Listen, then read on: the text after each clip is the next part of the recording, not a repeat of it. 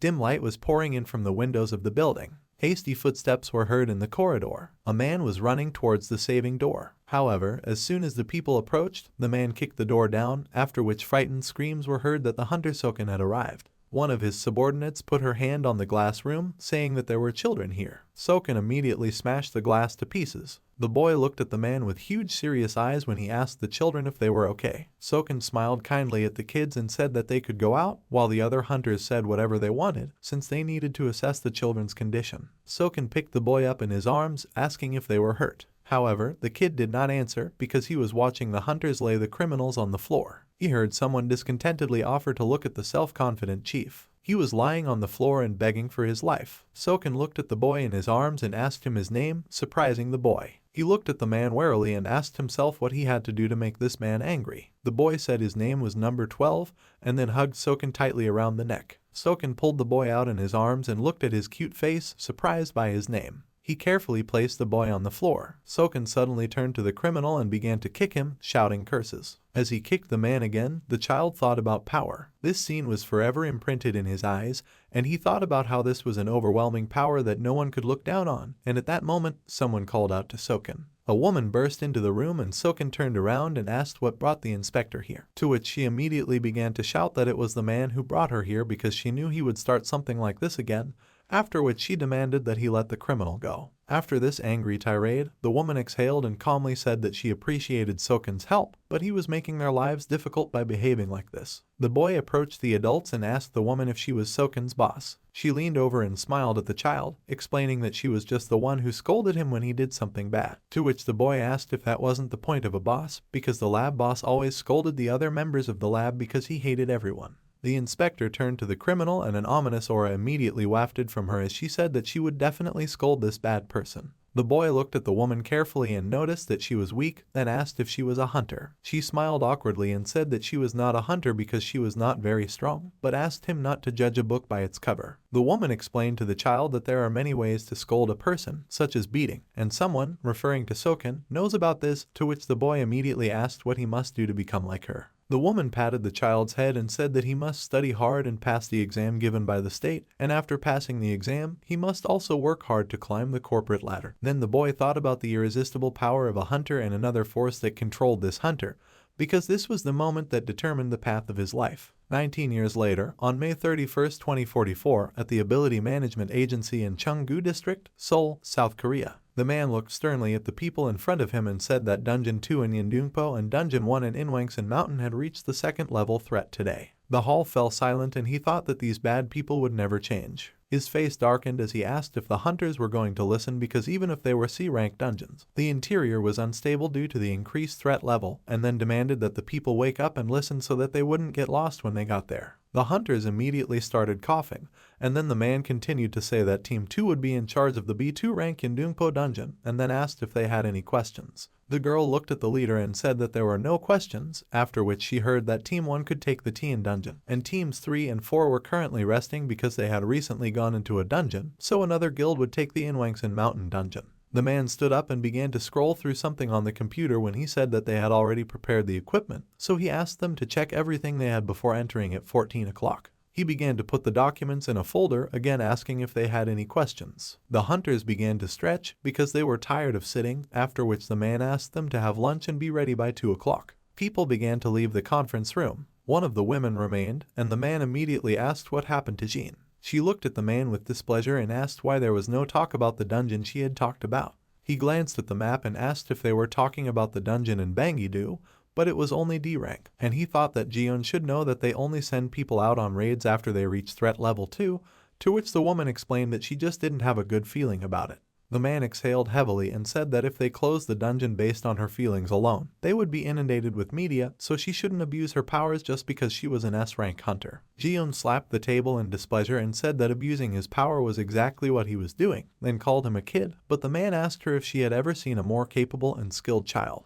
Jeon jumped up from her chair and said that she would have fired him long ago if he wasn't so good at his job, but the man replied that if a hunter attacked a government employee, it would be terrible for her. She hung her head and said that she really had a bad feeling. However, the man was almost out the door, so with a big smile he said that he was very sorry, but it was no longer his working hours, so he asked her not to contact him. She was taken aback by the guy saying that he couldn't contact him anyway if he was in the dungeon, and that was what he liked, to which the woman just shouted out Hui's name. 2 days later, in Busan, a question was raised at a hotel about whether this watch was the one that was mentioned in the news. Hui showed the watch on his hand with a smile and said that it was a masterpiece created by the government and the SK Man Research Lab, but it was still in the testing stage, so there were only 2 of them in the world, to which the girls were delighted and admired that the guy must be an excellent hunter. He explained that he had a license, but he was not a hunter because he worked for an ability management agency that helped hunters navigate dungeons more easily. He explained that he was a direct subordinate to the director of the agency, and that one of the girls asked if he was referring to that person. She asked about the best hunter in their country, Soken, to which the man immediately replied that he was embarrassed to say, but he was his father. The second girl asked him in surprise if Soken was his father, after which Hui explained that he was adopted.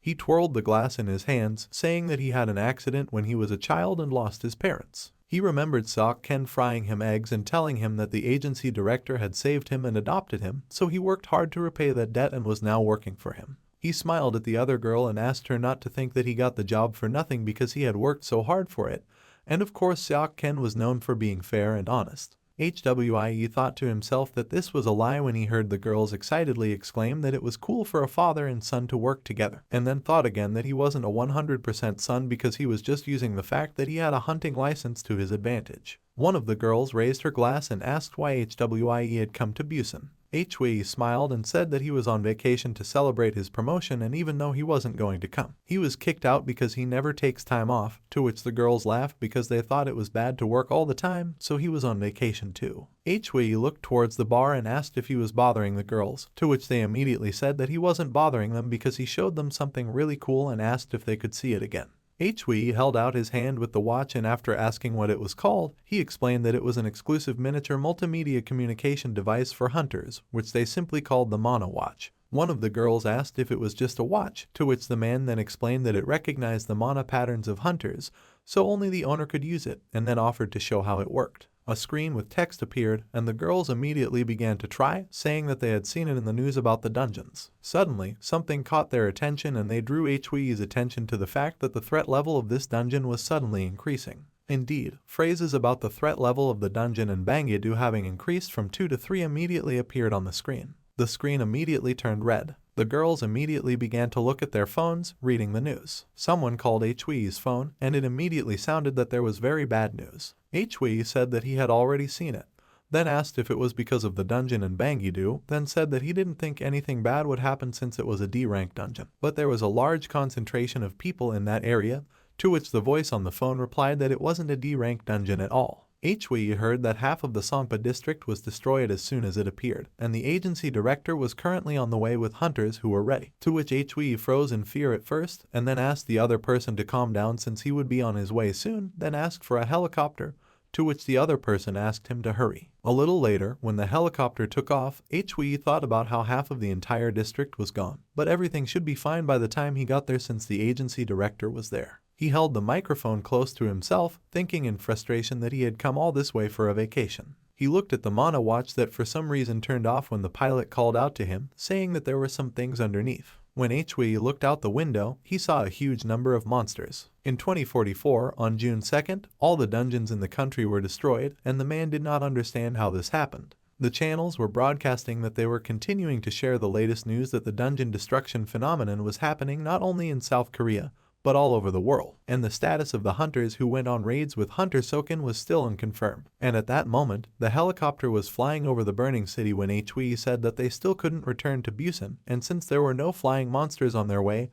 they should just look around to see if there were any survivors. Hui got out of the helicopter, saying that they would find survivors and go to the ability management agency. Suddenly, a monster attacked him, forcing the man to fight back. After his victory, Hui was walking down the street between the destroyed houses. He activated the watch. It just opened because the screen said that one of the director Soken's devices was connected, and the next window showed that it was impossible to track his vital signs. Hui froze and thought in disbelief that Soken could really be dead, but he was the strongest hunter in South Korea, so that couldn't happen. The guy walked aimlessly down the street, thinking that the future he wanted was simple, because he wanted to dump all the annoying things on others and live comfortably, and to achieve this, he fought so much and was close to it. The man did not pay attention to the fire around him, because he was caught up in the thoughts that he needed someone to support him. That's why he wanted to find survivors. He had to find someone, and suddenly this train of thought was interrupted by someone's cough, forcing him to turn around. Among the rubble lay Jiyeon, and Hui immediately called her his aunt, to which she indignantly reminded him that she had asked him not to call her that, but the man believed that it did not matter now, because he needed to look at her condition.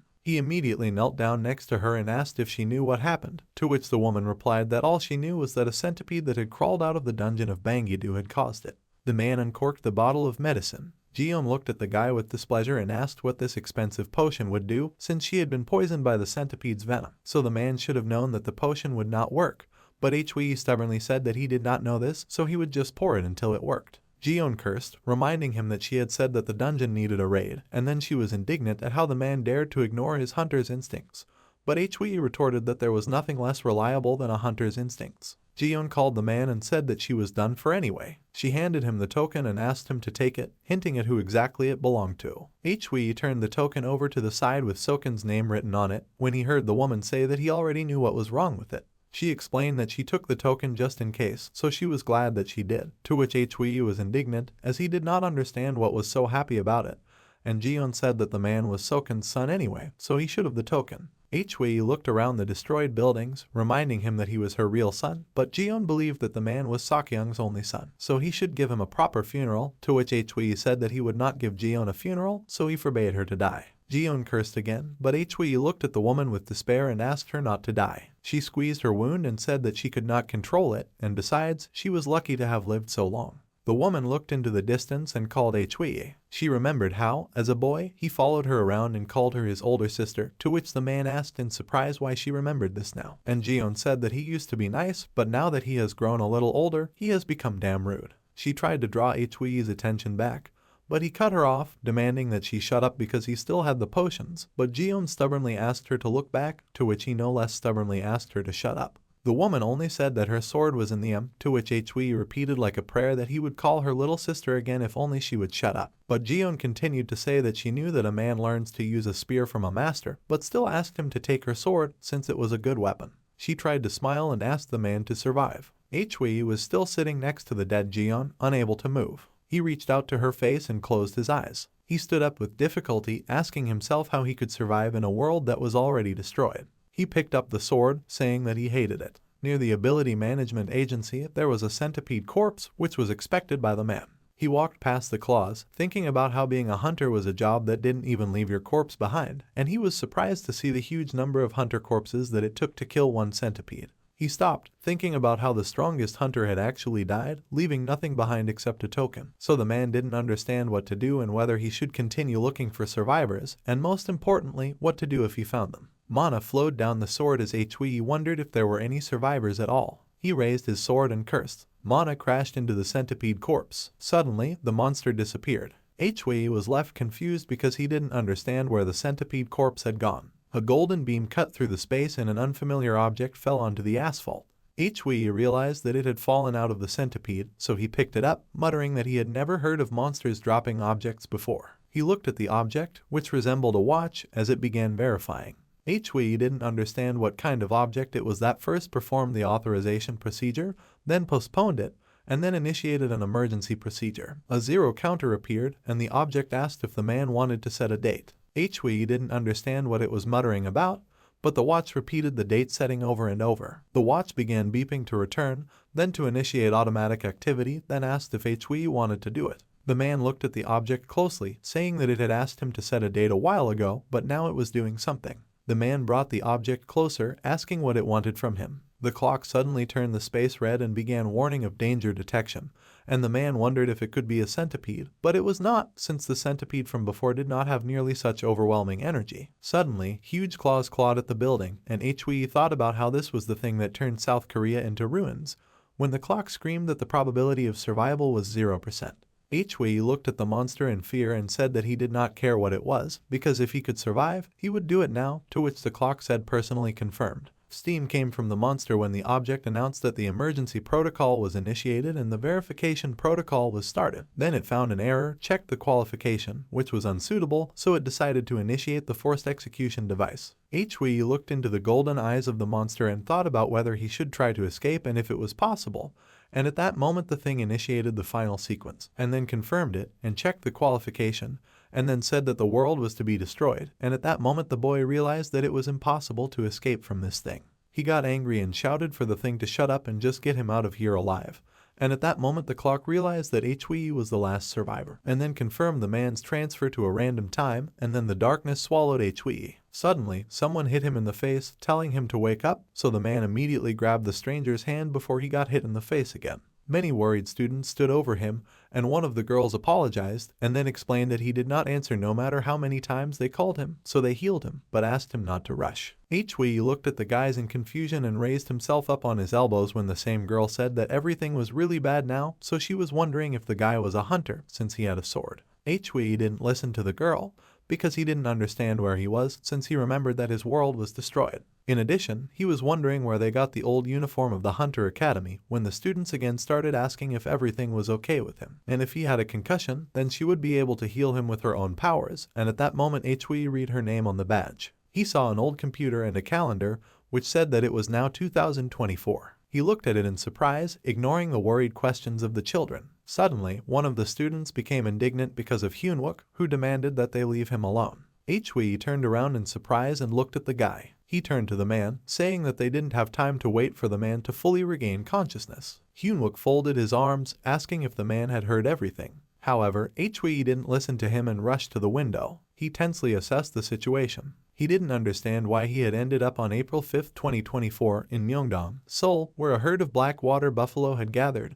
When out of 46 people in that building, only 5 survived. HWE stared into the distance and wondered what was going on. He remembered the events before he lost consciousness, the corpses of monsters and people filling the highway, Jeong and the agency director's badge, the suspicious object that appeared after the centipede disappeared, and then realized that he had returned to the past. HWE ran his hands through his hair and thought in confusion that he had published a paper on underground breakthroughs when he was in university, so I know this well. He remembered the portal and thought about how right before the development of the magic measurement device, when the dungeons were controlled manually, and also the dungeon was located in the center of Seoul, it was well controlled, although the dungeon was unpredictable, so what seemed calm yesterday could collapse today. He remembered the destroyed city and thought about how the management guild, who did not want to miss out on the amazing S-rank dungeon, mistakenly reported it as a B rank, so they received the news of the breakthrough only after the first wave of casualties and were late in taking action. He remembered the footage of the destroyed classrooms and thought about how the nearby high school students who were training to become hunters were trying to protect the civilians, but the students who had just awakened were at a loss as to how to deal with the dungeon breakthrough.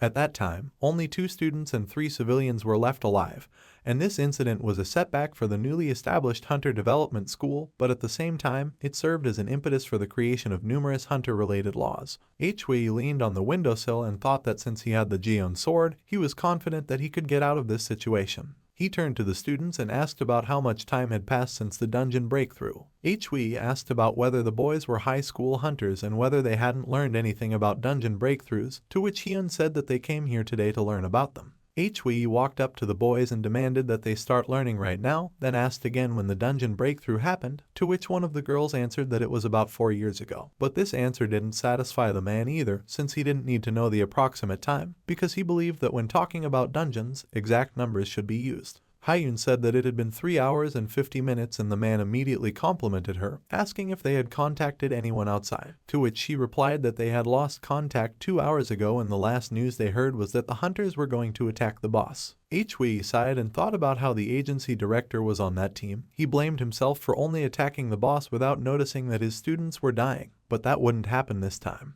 Hyunwook said that he didn't want to be rude, but he was curious about who HWE was. He frowned, not understanding how they could trust a person they didn't even know, and then asked if HWE had a hunter's license and if so, asked to see it. HWE had confused the guy with how he had lost it, so he thought to himself that he had it in his wallet, but how could he get a license that had written 2031 on it? He looked at the student carefully and thought that now that he thought about it, he didn't have any work ID, and even if he got out of this situation, he wouldn't be able to check the dungeon. And Hyunwook was still under the impression that HWE had lost his ID. HWE looked at the guy closely and asked about how all he had to do was prove that he was a hunter. The man grabbed his sword and summoned mana, and then swung the sword sharply, leaving a magical streak in the air. Hyunwook said that he would believe that the man was a hunter, and at that moment, the students began to talk about whether that meant they could escape, but they thought it was better than being alone. They looked at one of the students, whispering about how he wasn't the son of the D Young group because they might come to save him. Hui remembered that Xian Young was the youngest child of one of the world's largest conglomerates, but his thoughts were interrupted by Haiyun asking if the man had a plan to survive. Hui stared at the girl silently, remembering that they treasured the Anin so much that after his death, they helped run the hunter school, founded the agency to manage abilities, and promoted his father to the director of the agency, and then the man thought about what would have happened if the guy had survived. He thought about how if he had no personality, and even if he was a little suspicious, he could become a hero that no one could criticize, and then he smirked and said that his plan was for them to go to the city hall. And in his mind, he thought about how he would at least weaken Xian Young's runes and create a scenario where he would save him from danger. Suddenly, men rushed into the room and one of them shouted that Hui was crazy because the city hall was too far from here. Hui asked him to look here, thinking that it was amazing for him to experience something he had only seen on tape, even in the survivors' testimonies. They said that this old man didn't listen to them just because they were young students. He rudely asked the old man if he wanted to die, and the old man asked if the hunter was threatening him, but Hui only asked him to shut up. He turned to the students and said that the truth was that even he himself would have a hard time saving himself, but he couldn't leave the children here, so he would help. The students looked at each other when Hui asked them if they wanted to leave because no one would stop them, but Haiyun thought that they couldn't leave the people. Then Hui came to the table and started talking about how the old man needed to hear that he was trying to save even people like him, but if he didn't want to, he wouldn't be stopped. The people heard that he needed someone who knew the Myeongdong area well, and one of the girls said that she could draw a map pretty well. She came to the table and laid out some paper. The girl took a pen and showed the place where they were, then she marked where the dungeon was, and since the raid on the boss had started 2 hours ago, the Minotaur should have been driven up the mountain by now. The students started whispering about how the Minotaur was an S-class monster and was too close, while Hui was busy talking about how the buffaloes probably followed the boss to Namsan Mountain, so only the monsters that separated from the herd should remain on the road. He drew something on the map and asked who knew what it was. Haiyun raised her hand and said that this was the outer part of the blockade that the hunters said they would set up a defense line to prevent the monsters from spreading to other places, to which the man confirmed this, saying that since City Hall Station was the headquarters, they just needed to get close to it and they would definitely survive. One of the men asked if they should just sit still in that case, because if the boss was defeated, the dungeon breakthrough would end, but Hui cut him off, saying that the Minotaur was a dictator. He looked out the window where a huge flock of monsters were wandering around, then explained that if the Minotaur told them to gather, they would gather. If he told the monsters to hunt, they would hunt, the same goes for food. But if their boss disappeared, what would they do then, having a good sense of smell? He looked at the people who didn't trust him and asked if there were any other disagreements with the plan. Hui smiled and asked if there was anyone among the mages who could draw runes. He touched the boy's forehead with his finger when he heard that the mages had messed up. Hui watched the students draw runes on each other and said that monsters were sensitive to mana and would target them, so they should remember to draw them properly. One of the girls asked if runes really hid mana because she had never heard of such a thing. Hui leaned towards the girl to make it easier for her to draw the rune and thought that if you compare them to the runes of this time, it was a reasonable reaction. But he said out loud that when a rune is on the forehead, it hides the mana related to a person, but it does not hide the magic that was cast. The man straightened up and asked the students if they knew how to activate the runes. He touched the Sonin rune and explained that you need to fill your hand with mana and touch the rune, then said to activate them right after he leaves, after which she thought that Sonin he will make the mana a little weaker. Hui went to the window and finally explained to the students that now he will release his mana and lure monsters in a circle, and when he passes by again, the children should start running, and the man himself will send the monsters away, and then catch up with those around him. He jumped out the window, shouting that it was time for him to go. The buffaloes immediately turned to Hui, but could not follow his actions. Hui abruptly stood up, muttering that he should put on a red cloak or something like that to attract attention. The students and adults started to leave the building, talking about Hui and who he was, when a girl asked Hyunwook what he was worried about now. One of the students immediately approached his classmates and said that Hui knew about the dungeon boss, so maybe he was one of the hunters who came here to raid, to which the girl replied that it might be strange, but he knew a lot of specific information. Haiyun thoughtfully said that he might have gotten hurt while leading the boss up the mountain, to which Xianyang immediately retorted that he couldn't be weak if he just fainted, to which he was immediately reminded that it was a minotaur. Hyunwook thoughtfully scratched the back of his head, saying that the only thing they could do now was trust the man, because he managed to drive away all the monsters in front of the building, and one of his classmates agreed with him. At that moment, an old man came up to them and said that they were done, to which Hyunwook immediately asked if they were done preparing. The old man promised that he would run as hard as he could, so he wanted to do that, and then asked the guys to be careful, to which Hyunwook said that they would have to work hard to survive. One of the girls saw Hui running and said that he was coming. Dust rose into the air. One of the monsters was running after him. Hui was fighting with all his might against the bulls. The space around him was filled with mana. Hyunwook waved his hand, calling for the people to follow him. Orders were immediately given for the hunter fighters to go forward, the mages to create a shield on both sides, and if there were any stragglers, they should just be blocked with shields, and Hyunwook should take care of them, after which the civilians will follow, so they should just run for their lives. The people continued to listen to how the healer and swordsman should stay behind, picking up those who fell and taking care of them, and at that moment Sonnen turned around. An enraged buffalo breathed in his face. Someone called out to Sonnen in fear, and suddenly there was a blow. At that moment, Hui knocked him down. Still fighting, he shouted at the students that they should run. One of the boys called out to him, looking at him with frightened words. However, Hui's eyes flashed, demanding that he move. The buffaloes piled on him when he again demanded that Sonnen run. The minotaurs walked freely through the city, and Hui, looking at them from the roof, cursed because he did not understand where they came from. He wiped the sweat off his face and muttered that it took him a lot of effort to get out of there, and he knew that he was the one who gathered them, but still. Hui remembered how it happened because he had purposely drained his mana to gather the monsters. Then he had slightly erased the rune that concealed the mana for Sonnen to put him in danger. Before the monsters he had lured with his mana would attack him, Hui had decided to stage a sacrifice scene after which a new hero would be born. The man looked ahead tiredly and thought that in the end no one had been hurt and everything had gone well, so everything was fine, but he didn't know what to do next. He remembered a scene from a famous movie and thought that if he had really traveled through time, that meant that 10-year-old Hui was also somewhere here, and he hoped that it wouldn't be like that movie where by changing the past, you can erase yourself from history. He looked at the crowd of buffaloes and remembered that the suspicious item also said that this world was guaranteed to be doomed to an apocalypse,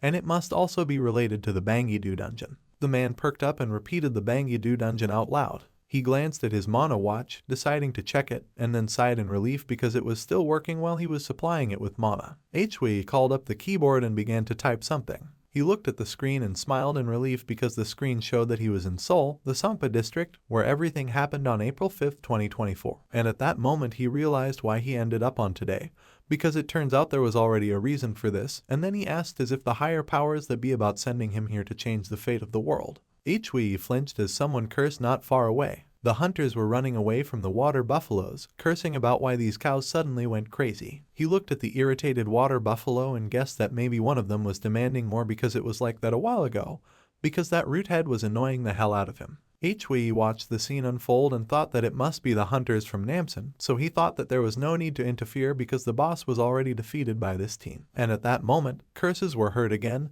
and besides, there is the director of the agency. At that moment, Soken attacked with a smile on his face, saying that the monsters attack their subordinates without acknowledging them and that it is better for them. Thanks to this, the smaller monsters ran away, so he ordered to focus on tying up the boss first. Hui watched as the buffalo was thrown into the air by Soken's blow and realized that the legendary Korean hunters of modern history had gathered here, and he seemed to be occupying a VIP seat. Suddenly, a cry was heard that the hunters were starting, and ivy covered the Minotaur's paws. Hui was surprised to find that this was the unique magic of Archmage Yeoman. The woman was concentrating on casting her spell as Hui thought about how the magic was completely lost after her death, and he was honored to see it with his own eyes. Then he thought about how she died before the future, but what if he could save her? The danger level of the Bangi-Do dungeon had not changed for 20 years. 2S rank hunters would not be able to handle it if such a monster was hidden inside the stable dungeon. So the future could change if Hui could save those who were originally destined to die, such as the students of the model school, so he first needed to close the Bangi-Do dungeon where the one who destroyed Seoul was hiding. He rubbed his chin with a smile and muttered that it was not bad.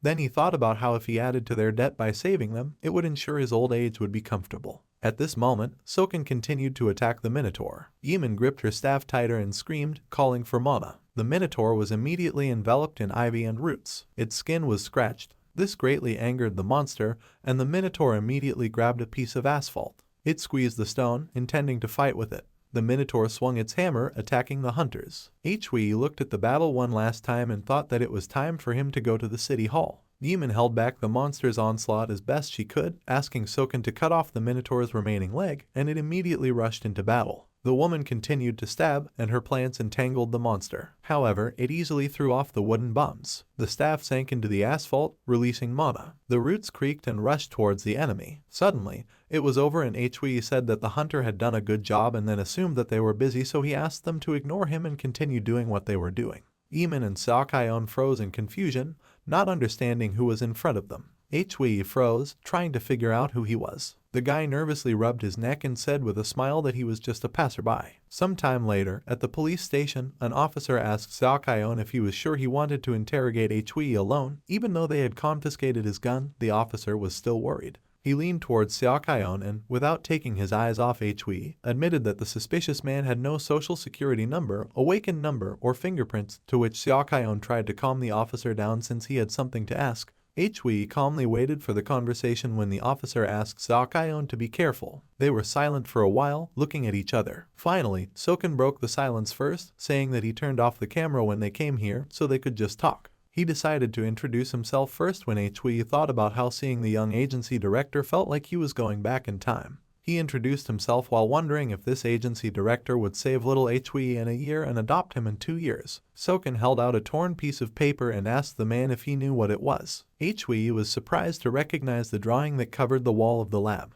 He stared at the director, who smirked, saying that he had expected this. Soken folded his arms across his chest, leaned back in his chair in a relaxed manner, and then asked the man not to be nervous and just talk. Hui heard that the hunters were very worried about him, which surprised the man because he immediately assumed that the director knew him. Soken nodded to himself and then said that if everything had gone according to plan, they would have met in a different situation, but either way, Hui had gotten out unharmed. And from what he heard, with the help of blue mana, fire, and a sword, to which the man replied that he didn't quite understand what he was talking about. Soken held out the piece of paper again and said that he was the teacher Kim had spoken of, and Hui realized that he had been mistaken for an informant from Bangju. Soken looked at the piece of paper, admitting that he had been worried since they had lost contact after what happened to Kim, to which the man thought that it looked like the insider that the agency director was supposed to contact had also died along with Kim. He looked closely at Soken, who was saying that they had agreed to help with the escape, so he wanted to catch these guys as well, so he had already prepared a persona for him from that side.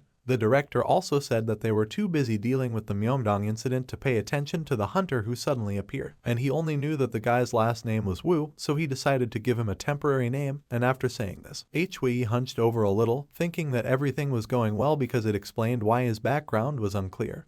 But he didn't want to rush because he knew that the agency director didn't trust him very much, since there were some doubts. He heard the question about whether he should be called Wu Hui, to which he agreed, and he himself thought that he was also from Bangju and an insider, so it was not a lie and there was no risk of exposure either. Seokyoung moved closer to the table, saying that he would be working under him for a while, and Hui immediately clarified whether it was for surveillance, to which the director replied that the man could think so, since it was impossible to let him go so freely. Soken extended his hand and said that he was looking forward to working with the man anyway. Hui looked at the smiling director and thought about how she had started working for him even though he was not the director of the agency or his adoptive father yet.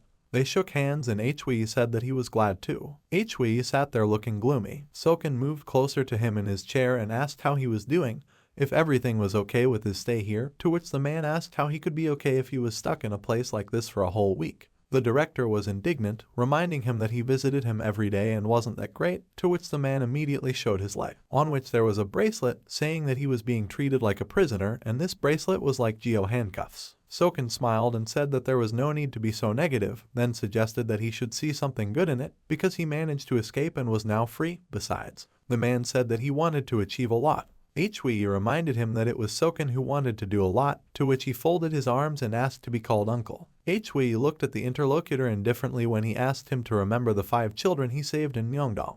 He explained that they were his students, and immediately Hui thought that Soken did not hear this news right away, so perhaps he passed the test. Soken smiled carefree, saying that he heard that it was Hui who lured out the minotaurs and thanks to him they dealt with them so easily. Soken admitted that otherwise the damage would have been much more serious, to which Hui thought that this was how it was explained. Hui smiled contentedly when Soken said that he was curious about where all the cows came from, but the main thing was that the result was good and the children were okay, to which the man said that nothing bad happened. Soken said that he thought about something, and Hui immediately became wary since the results of the headmaster's thoughts were never good. Soken thoughtfully rubbed his chin, saying that he knew the skill level of his students better than anyone, so it would be difficult even if it was only them, but the man also saved the civilians, so everyone would be dead if it weren't for him. He took out an envelope, saying that his students were all crying, asking him to find Hui, and since he felt the need to repay him for what he did, he decided to think for a while, to which Hui immediately became wary of the headmaster thinking so much. Soken handed the contract to the man and asked him to teach the students. He looked at Hui intently, saying that he would be too conspicuous if he followed him around the dungeons, but if he worked as a teacher, it would be a good cover. Hui looked at the contract with confusion and asked again if the director wanted him to teach the children. He thought about the school and how just by looking at the agency director, one could understand how deep the bond between a student and a master was, because there were several people, including Ginas of the Hunter School, who considered the agency director their teacher, and they would have done just fine on their own. But they voluntarily came to the agency to be on his leash, and if he established a good relationship with them,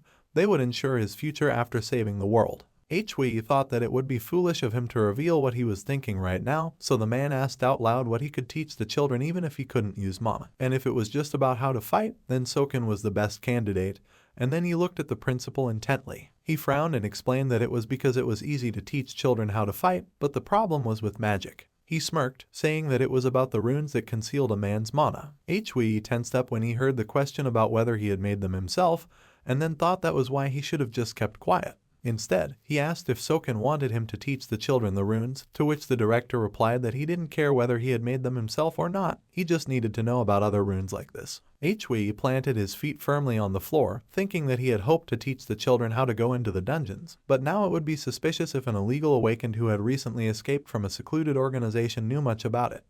Hui jumped up, pointed a finger at the principal, saying that firstly, runes are not magic, to which Soken retorted that they can be very useful for children, to which Hui said that he is not the one who is suitable for teaching. However, the principal believed that the man would be an ideal teacher. Hui immediately fell silent, thinking about what he just wanted to tell him that he was the one who made them and patent them, although perhaps that would be too immoral. He rolled his eyes, thinking that even if he did not patent them, they saved many lives, and if he spread the knowledge about them, he would not be able to find and save every hunter personally, so if he told the public about these runes, it would be more useful. Soken suddenly laughed and said that he was going to do this anyway. Hui took a pen and said that he was doing it for the children. He started reading the contract. The director said that he had taken care of certified copies and a bank account that he would give back later, and he called it a school, but it was run by his own money, so he would be listed as a guild member. Suddenly, some points made the man read more carefully, while Soken said that since he hadn't raided the dungeons, he had no other incentive, so he simply determined his monthly salary based on the minimum wage.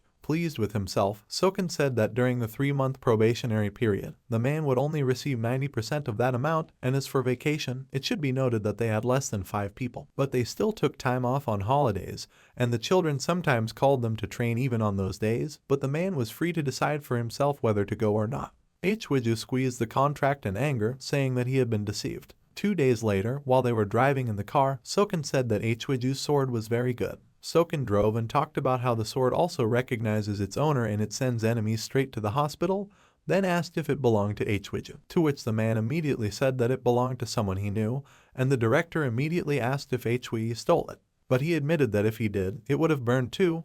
Then he looked back at the back seat where the sword was lying and thought that this sword used to hate him, but apparently he knew that Jion gave it to him before she died. Soken glanced at the passenger and asked if he was angry that he did not return the weapon. Hui said that even if Soken returned it, he wouldn't be able to use it because of the mana-limiting device, so the principal thought that Hui was angry at him, but Soken quickly assured him that he wasn't. Soken smirked and said that blades were banned at his school, so he wouldn't be able to use it either, although it wasn't like his classes required weapons. And Hui replied that the principal could just say that he didn't want a suspicious person with a weapon around his students. Hui turned to the window when he heard the question about why he was so pessimistic, and thought to himself that the principal didn't even deny it. Suddenly, something piqued his interest. He asked if they were going the right way when he saw the field and the ease in front of him, so he thought that the school's surroundings were as urban as it could be, but not that rural, so he doubted that he was going to the right place. Soken explained with a smile on his face that it was because there were dungeons nearby, so it was the perfect place to raise hunters. Finally, the car stopped. There were some strange buildings around, so Hui was unsure if it was really a school, to which Soken agreed that it looked sloppy. Hui was taken aback because he thought it wasn't sloppy and there was almost nothing here, but the principal explained that they would build a building next year, so this setup was temporary. Hui was sad because he realized that he would have to teach the kids here until next year, but Soken believed that the path to the top had to start somewhere. He clenched his fist and smiled encouragingly, then welcomed Hui to the hunter school. He later introduced Hui to the class as the RN teacher. He said that he knew some of the students had seen him before but they shouldn't be too rough with him, and several students raised their hands to ask a question, but Soken was the first to ask Hyunwook. The boy wondered if Hui used a sword instead of magic, to which Soken replied that you don't have to be a mage to use runes and it was hard to convince a man to be their teacher, to which another student immediately asked if they would be learning runes that hide mana or new ones. Soken replied that they would be new yuns and it should be very useful for these students specifically, so he asked them not to fall asleep during class, to which the boy said that it sounded great but it was strange to him that Hui would be teaching them. The principal immediately asked if he wouldn't teach them if it wasn't good and didn't want to learn runes, to which the boy smiled sheepishly and said that he did. The two in the back row leaned to the side to get a better look at the teacher and then asked about the fact that only mages could participate in this lesson. Soken shook his head and said that it was not so, but those two were the only ones who could draw runes, but their school was flexible so she could join in too if she wanted. Finally, Sonen could not stand it anymore, since he had been trying to get attention all this time. He asked if the teacher had gotten hurt after that incident, and the students immediately began to ask why Hui had just left, since they were worried about him. Hui looked in surprise at the worried children, who said that they had asked the teacher to sort it out, but he hadn't told them anything, and besides, they thought something had happened to him. Hui smiled as he thought about how these kind and innocent ducklings were so different from the hunters they would become in 20 years, and he remembered the thought that if he died, it would be his fault and what he left behind would be his. But if he lived, it would be because of him, so whatever he earned would be like his, since that was the attitude of the world. Hui looked at Soken and thought about how the person that the squad member had punched the entire dungeon and who had ended up dying was one of these guys. He looked closely at the students. He was interested in Soan, who was currently sitting at her desk with a detached expression, because she had been normal the last time he saw her. And it had only been 9 days since the Myeongdong incident, so how did she become the witch he knew? He thought back to April 5, 2024, in the Myeongdong dungeon, when someone called out to Seoan to look at the rune that was drawn. The girl immediately said that she didn't think the line should be that long. The girl heard that it was so difficult, but she did it so easily, to which she replied that her grandfather taught her when she was little. Seoan asked the guy to draw the Hyunwook rune, and she would draw the Sonyeon, but he asked if the girl was tired and assured her that he could handle it. Seoan smiled and told her classmate not to worry, since she had a lot of experience as a mage, so he shouldn't overwork himself, since they would still need the guy's shield, and now Seoan was thinking about what her grandfather said, arrogance ruins everything. She remembered the guy crying because of the horror he had experienced, and everyone realized that the rune on Seonyang had not worked. The girl kept replaying that moment in her head and convincing herself that everyone got out alive thanks to her, but she also remembered the words about how arrogance ruins everything. The girl bit her finger until it hurt. The two employees flinched when they saw Seoyeon's gloomy look. Both guys turned around and left when the girl looked at them. Hyunwook suddenly entered the hall and asked Seoyeon what she was doing there. An exhausted Seoyeon shook her head, greeting Hyunwook, who looked at her and asked if she was waiting for Mr. Hong. Suddenly, the protagonist bumped into Hyunwook, telling him to get out of the way. Shaking off his shoulder, he told Hyunwook that he had not called them for chatting. As the boy and girl stared at him, the protagonist introduced himself as an assistant from the joint dungeon raid headquarters. Hyunwook narrowed his eyes in doubt. Seeing this, Hui said that his job was to support the director of the agency and assess the safety of all existing dungeons in South Korea. The protagonist closed his eyes and barely contained his anger when Hyunwook said that he was talking complete nonsense. The events take us to the hotel. Soken was leaving, telling the protagonist to temporarily stay at the hotel. Closing the door, the man smiled at the guy, wishing him a good night. Crossing his legs, the protagonist mentally said that when he was young, he did not understand why they had to study technology. With one click, the guy removed the electronic bracelet. Activating the hologram of the watch, the protagonist said that the director was right. Entering one of the sites, the protagonist thought he did not know what he should check first, whether he should check the history of the group that caught Soken or the records of Kim. Suddenly his hand froze. The protagonist abruptly started typing, looking for information about Seoyeon. Hui stared at the list of websites on the hologram. He wanted to know what exactly changed the girl's personality. A moment later, the guy narrowed his eyes and froze. The protagonist involuntarily remembered the girl's smile when he read that she did not like being praised. He assumed that she was smiling because he clapped her. The protagonist's hand froze when he read some rules for communicating with Seoyeon. The first rule said to move away from Seoyeon if she did not smile. There was also advice that if there was an emergency, it was better to call Hyunwook. The protagonist screamed in confusion, raising his hands. He did not understand what the problem was this time. After all, he saved everyone. Poking at the watch, the guy calmed down. Suddenly, the protagonist froze when he saw Seoyeon's article. The hologram showed the name of the research center and the date of the article. The next day, the protagonist came to a spacious clearing, mentally cursing, saying that although he was called so early, the man himself did not show up. Not paying attention to the guy who came, Hui thought that there really was nothing here. The guy closed his eyes and frowned, not believing that they needed to develop this place and build a new building here. He involuntarily thought about giving up and just living in luxury thanks to the knowledge of the future. A moment later, he opened his eyes wide, wanting to find a way to survive. Sonen's sudden scream made the protagonist tremble all over. The frightened protagonist leaned to the side a little. Sonen, standing in front of him, asked what he was thinking about. Smiling widely, the guy asked Hui if he remembered him. When the protagonist looked away, Sonen asked him where his sword was, then he told him about his aunt who was interested in this sword. Thoughtfully, the protagonist imagined a girl with golden hair. It was the youngest daughter of the chairman of the Dean Group and the guild master of the Dasan Guild, Nasiang. Clenching his fist, Sonen happily told Hui that his aunt would like to meet him. The protagonist turned around when Soken came in and asked him to come to him. Entering the room, Hui asked the man what happened to him. He said with a smile that he was preparing an office for him. Picking up one of the boxes, Soken said that they used this room as a storage room. The protagonist sighed, realizing that the man would not clean here. Looking at the window, he told Soken to think of something they could do with Soan. The girl sat with her legs pressed to her chest. She looked completely different than when the protagonist saw her in Myeongdong. Soken nodded, saying that every hunter hits a wall at some point. Sohan had long since awakened, so it was her time. The protagonist turned away, feeling horrified and ashamed. Seeing Soken showing his muscles and smiling, the protagonist mentally said that this guy was too hopeless, because he was too confident in himself, be it physically or mentally. The protagonist seemed to be a person in space far from Soken. The problems of normal people would be incomprehensible to Soken. The sun's rays broke through the window while the protagonist thought about the modern strategy of dungeons divided into O, and after the revaluation of runes. Runes were neglected for a long time due to several fatal flaws, but after one mage discovered the RNA of hiding mana, everything changed. Despite the shortcomings, everyone began to study runes, and around 2040, everyone began to draw runes. Even pens for mana were created. The protagonist closed his eyes, saying that they must create a way to obtain mana. Seoken smiled widely and told the protagonist to continue the lesson. Hyun raised her hand, saying that they would also be silent. The protagonist, seeing this, mentally said that they should not have come to the rune class at all. Smiling, the protagonist raised his hand, telling the students that they would evaluate their level today. Jinwoo nervously drew a pencil on the notebook. The protagonist stood up on the trembling guy and asked him if he had ruined everything again. Jinwoo, trembling with fear, said that the rune should work even with such a deviation. Taking the paper in his hand, the protagonist asked the guy if he knew why runes were not used in the past. Straightening up, Jinwoo said that it was all because magic was much easier to use.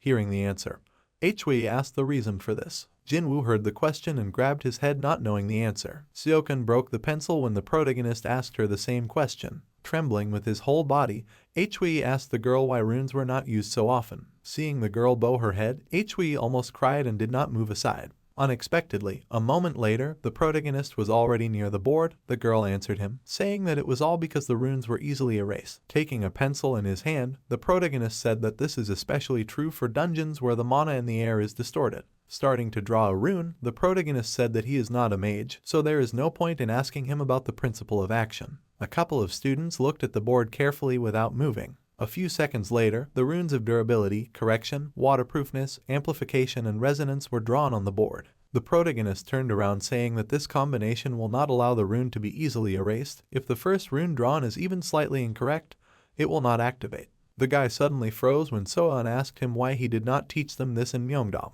The girl looked away and laughed, saying that she had drawn the runes incorrectly and they had not worked. The girl had been drawing runes day after day.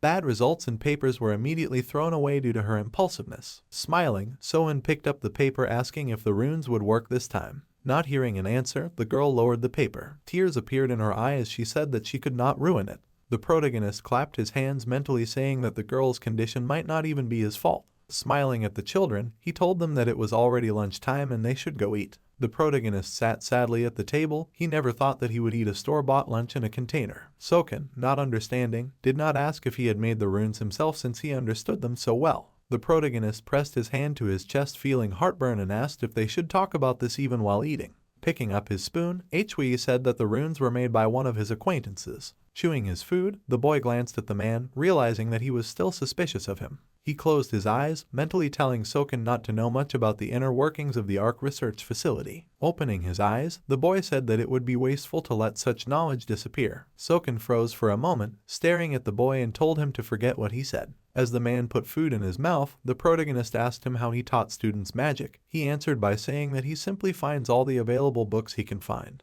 Remembering the children, Hui said that Seoan has magic that she learned from her grandfather, and Jinwoo, although he had talent, had difficulty finding a suitable master for it. Smiling, Soken asked the boy if he happened to know someone suitable for this. The protagonist once again reminded him that he is not a mage. The man nodded to himself, saying that he just wanted to make sure. The man's mouth suddenly opened wide in shock and froze when the protagonist said that he would teach the children all the runes he knew. Taking the roll of tissues in his hand, Hui told the man that he would still have to publish all the runes he knew when the time came. Reaching out for the roll, a shocked Soken asked if he was sure about publishing the runes they made in the arc. The protagonist narrowed his eyes and asked if he thought he would ask them for gold and riches for asking for teaching. The man replied saying that he thought he would just teach them 1 or 2 runes. Thinking and imagining the children, the protagonist said that at first he just wanted to teach them a couple of runes and end it, but seeing the state of these children, it became clear to him that they would all die soon. Frowning, Soken asked if the mage had given permission to teach others his runes. The protagonist sitting opposite said that the mage was one of those who were happy if his work saved at least one life. It was a mage from France who created a hand of concealing mana. Even when those who were late earned astronomical sums, the blonde wanted to save as many people as possible. The public his runes for free for everyone. Soken frowned when the protagonist said that he had one condition, namely that he knew of a place where there were many children and he needed them to go there. The protagonist remembered the case of his younger self. He was going to save himself a year earlier. The events take us to a vast meadow. Soken smiled widely, telling the student that he had lost his balance. With one blow, he threw Hyunwook away from himself. The guy jumped up and rushed forward in anger. While he was running, his partner was striking the teacher from behind. The man deftly wielded the pole, parrying and striking the students. Hyunwook soon began to emit flames of anger due to the teacher's constant ridicule. Jinwoo grabbed his head, saying that he had made a mistake again. The protagonist opened his eyes, mentally saying that they were all still children. Hui leaned over Seo-eun and asked her if she was drawing in the order she was told, then asked her to let him see if she was doing it correctly, to which she refused. She leaned over her work, hiding it, then said that she would show it later when she could draw better. And at that moment the man thought that if she was unsure of herself because of her mistakes, he could help her by praising her. But what could he do if she did not show him her work at all? Hui stood up straight and said loudly that his role was to help the students become better, but Seo-eun insisted on showing his work later. Hui looked at Seo-eun worriedly and said that it would be bad if they got into a bad habit, so he wanted to check. He smiled, thinking that he should encourage his students, but he didn't understand how he should do it because he didn't know how it was done before. He remembered how in his past life, he was praised by people saying that there used to be a few hunters with unique ideas like him, and they would always ask him if he knew what happened to them, after which they would immediately answer that their corpses were found. They would also ask him if this was all he could come up with, then they would mockingly say that he was a genius, and since he thought he was so smart, he should be applauded, so Hui grabbed his head because it didn't inspire him at all. Soken's voice was heard encouraging one of the students, saying that he could do it faster. Hui looked at Soken with a sigh and remembered how in his past life he praised Hui for coming in second place in the entire school. At that time, the principal looked at the certificate, saying that such a person could also come from their family, so he didn't need to worry about sending him to a public middle school. At that time, Soken noticed his son's state and said that he was doing well, so he didn't understand what was with his expression. His face suddenly changed to a smiling one when he learned that Hui wanted to be in first place because it was normal, but he didn't care even if he was in last place. The principal said that it didn't matter, then asked if the boy was going to go to college, after which he assured him that everything would work out as he wanted, because Soken himself would let him do whatever he wanted no matter what. Hui sighed and said that he understood everything, so he told the girl to do what she wanted, but to show him when she was ready. A little later, Hui got into Soken's car and asked if the house was close, to which Soken replied that it was not, but they had a place nearby that they could use as a dormitory, to which the man was surprised that they were sending these children to such a school. The sun was setting, beautifully reflecting in the windows of the houses, when a voice sounded in the yard that it was sad to hear, but recently there have been more cases of child abductions. The car was driving along the road, when it sounded that usually the victims are awakened children, and they do not even ask for ransom. Besides, the witnesses do not care, so the children are abducted in the middle of a large street in broad daylight. Soken frowned at Hui and said that the place the man mentioned, where there were many children, is the Ark Research Center. Hui immediately looked at the director and asked if he thought that all the children in the Ark were kidnapped. Hui explained that among the places the Ark controlled were orphanages, and he could count the ones he knew on one hand. So he was sure that there were many that were controlled in the dark, so his condition was that Soken save all these children, but still allow him to participate in the operation. Soken frowned, asking if the man understood that he had made many concessions for him. Hui smiled and asked the man to calm down, then asked if Soken was just going to take the children and be done with it, and if he was going to look around the famous Ark research facilities. Soken glanced in the rearview mirror and said that the current search parties already had enough members, but Hui was sure that they lacked people who could hack the security of the Ark research facilities, and he was also interested in what the concept he had in mind was. Hui explained that he needed to find someone, namely a person who was willing to put his life on the line to save the children, and he was also interested in whether the child was safe. The two men fell silent. Soken closed his eyes and finally made up his mind, saying that they would need a guide. He looked at the road and said that he would take some time, since he needed to gather some useful guys, to which Hui immediately asked if they could be trusted, after which Soken immediately became indignant, asking who they thought he was. The director chuckled, saying that he did not joke when it came to children. The sky was clear that day. Hui looked out the window while the kids were writing something in the classroom, and he thought about how Soyeon was gloomy as usual and Jinwoo was assessing the situation in the room. Sunyeon called Hui, and the man immediately discouraged the guy by saying that he was always grateful to him. Sunyeon introduced Sungjin, to which Hui greeted the students and asked if they had classes. Sunyeon said that they were strange because they didn't even have a lunch break, to which Hui said that they shortened their breaks at their own request. Sunyeon immediately noted that it was because they were magicians, and he himself could not sit in one place for a long time, to which the man immediately asked if he was a swordsman. The guy wanted to know where his teacher's sword was, to which he replied that the principal told him not to carry weapons in school. Sonon admitted that he wanted to take a closer look, and the man thought that if there was a second Hui here, then there was a second Jion sword. So if there were two swords with such characteristics, even if it was not his main weapon, it was still very tempting. The sound of screeching tires was heard from the car braking too hard. The door swung open and a graceful woman's leg appeared from the car. Soken's voice was heard greeting the woman, to which she was indignant that she was not told that the roads were so broken. She adjusted her sunglasses and said that she would have taken another car, to which Hui wondered why Archmage Eamon was here, because to put it bluntly, this had never happened before and could not happen now. The system reported that Eamon is an S rank. She is a druid archmage, works as a teacher, but does not have personal students. Her unique magic is the 3rd level Blooming Pink Vine on July 9, 2027. She was killed while fighting a siren, and at that moment the woman sighed and said that she appreciated the offer, but she thought that the only thing she could teach the children was the basics of using mana. Keeman looked at the students and said that her magic required high compatibility, so she didn't think these students had the ability to do it, to which Soken asked if the woman could evaluate and speak at once, but Keeman thought that at her level she could do it. She looked at Soyeon and asked if this was the same granddaughter of Nojin, and if so, she probably already knew the basics, but the student had no experience. Keeman was indignant, realizing that she was called in specifically for evaluation,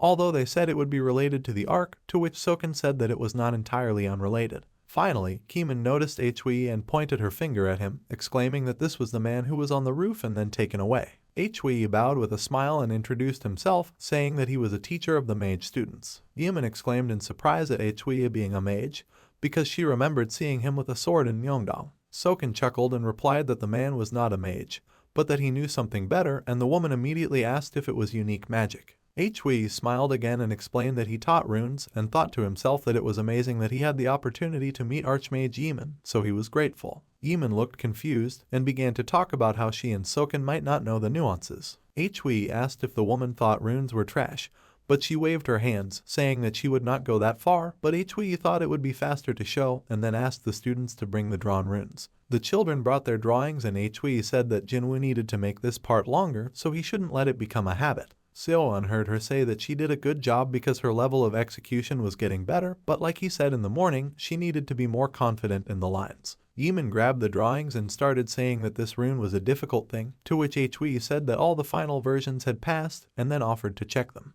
He placed a piece of paper on the floor and filled it with mana. Fire immediately burst out of the paper. Seoan nervously fiddled with her paper. Suddenly, a heavy rain began to pour down, and Hui asked for another piece of paper. Yeeman watched the rune magic with delight. However, the woman did not sense mana, so she was interested in how Hui did it. The man approached his students and happily praised them for their good work, since even the archmage could not detect mana. He showed a crumpled piece of paper and said that this is the power of the rune that hides mana. Yemen looked at the drawings with all her might and said that it was the first time she saw such a rune, and the intersecting lines gave it a different function, so she thought that the rune worked fine without destroying it, to which Soken explained that Hui said that he learned it from a familiar mage. Yemen smiled slyly and asked to accept a new student. She grabbed Soken by the lapels and asked if she could learn this rune. She continued to shake the director, saying that she did not need a salary or anything like that. She just needed to be allowed to take the rune class, to which Soken asked contentedly if he could really do that. Yemen turned to Hui and said that he could just draw the rune for her,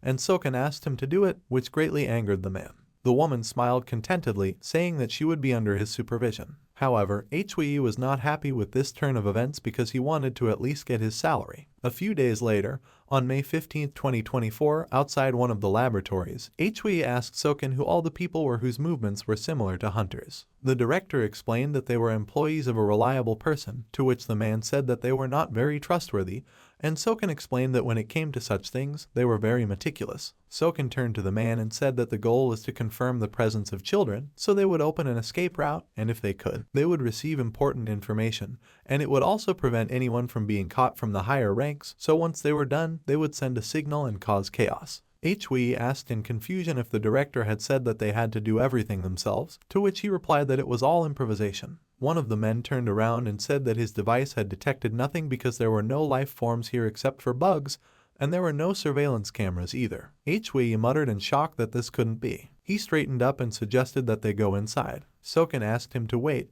but at that moment the chains holding the door fell to the floor. Soken reminded the man entering the building that he was wearing a mana blocker and then asked him what he was doing. Hui thought that something was wrong, because the criminals shouldn't have figured it out that easily because of the children. Because this experiment requires a specific environment, and they create a sterile environment that doesn't allow outsiders to interfere. He walked over to the control panel and started entering numbers. He pressed the buttons one by one, when finally the sound of authorization complete sounded. Soken asked about what the code was just then, and then got indignant that Hui could have said earlier, but Hui replied that he also needed secrets. They entered the elevator and Soken saw Hui dialing the 5th floor, and then noted that it was quite high, but Hui said that it was the opposite, since they were going to the lowest floor, the basement. The elevator doors slammed shut. However, there was nothing in the basement either, and Hui muttered in frustration that they couldn't have known that he was coming.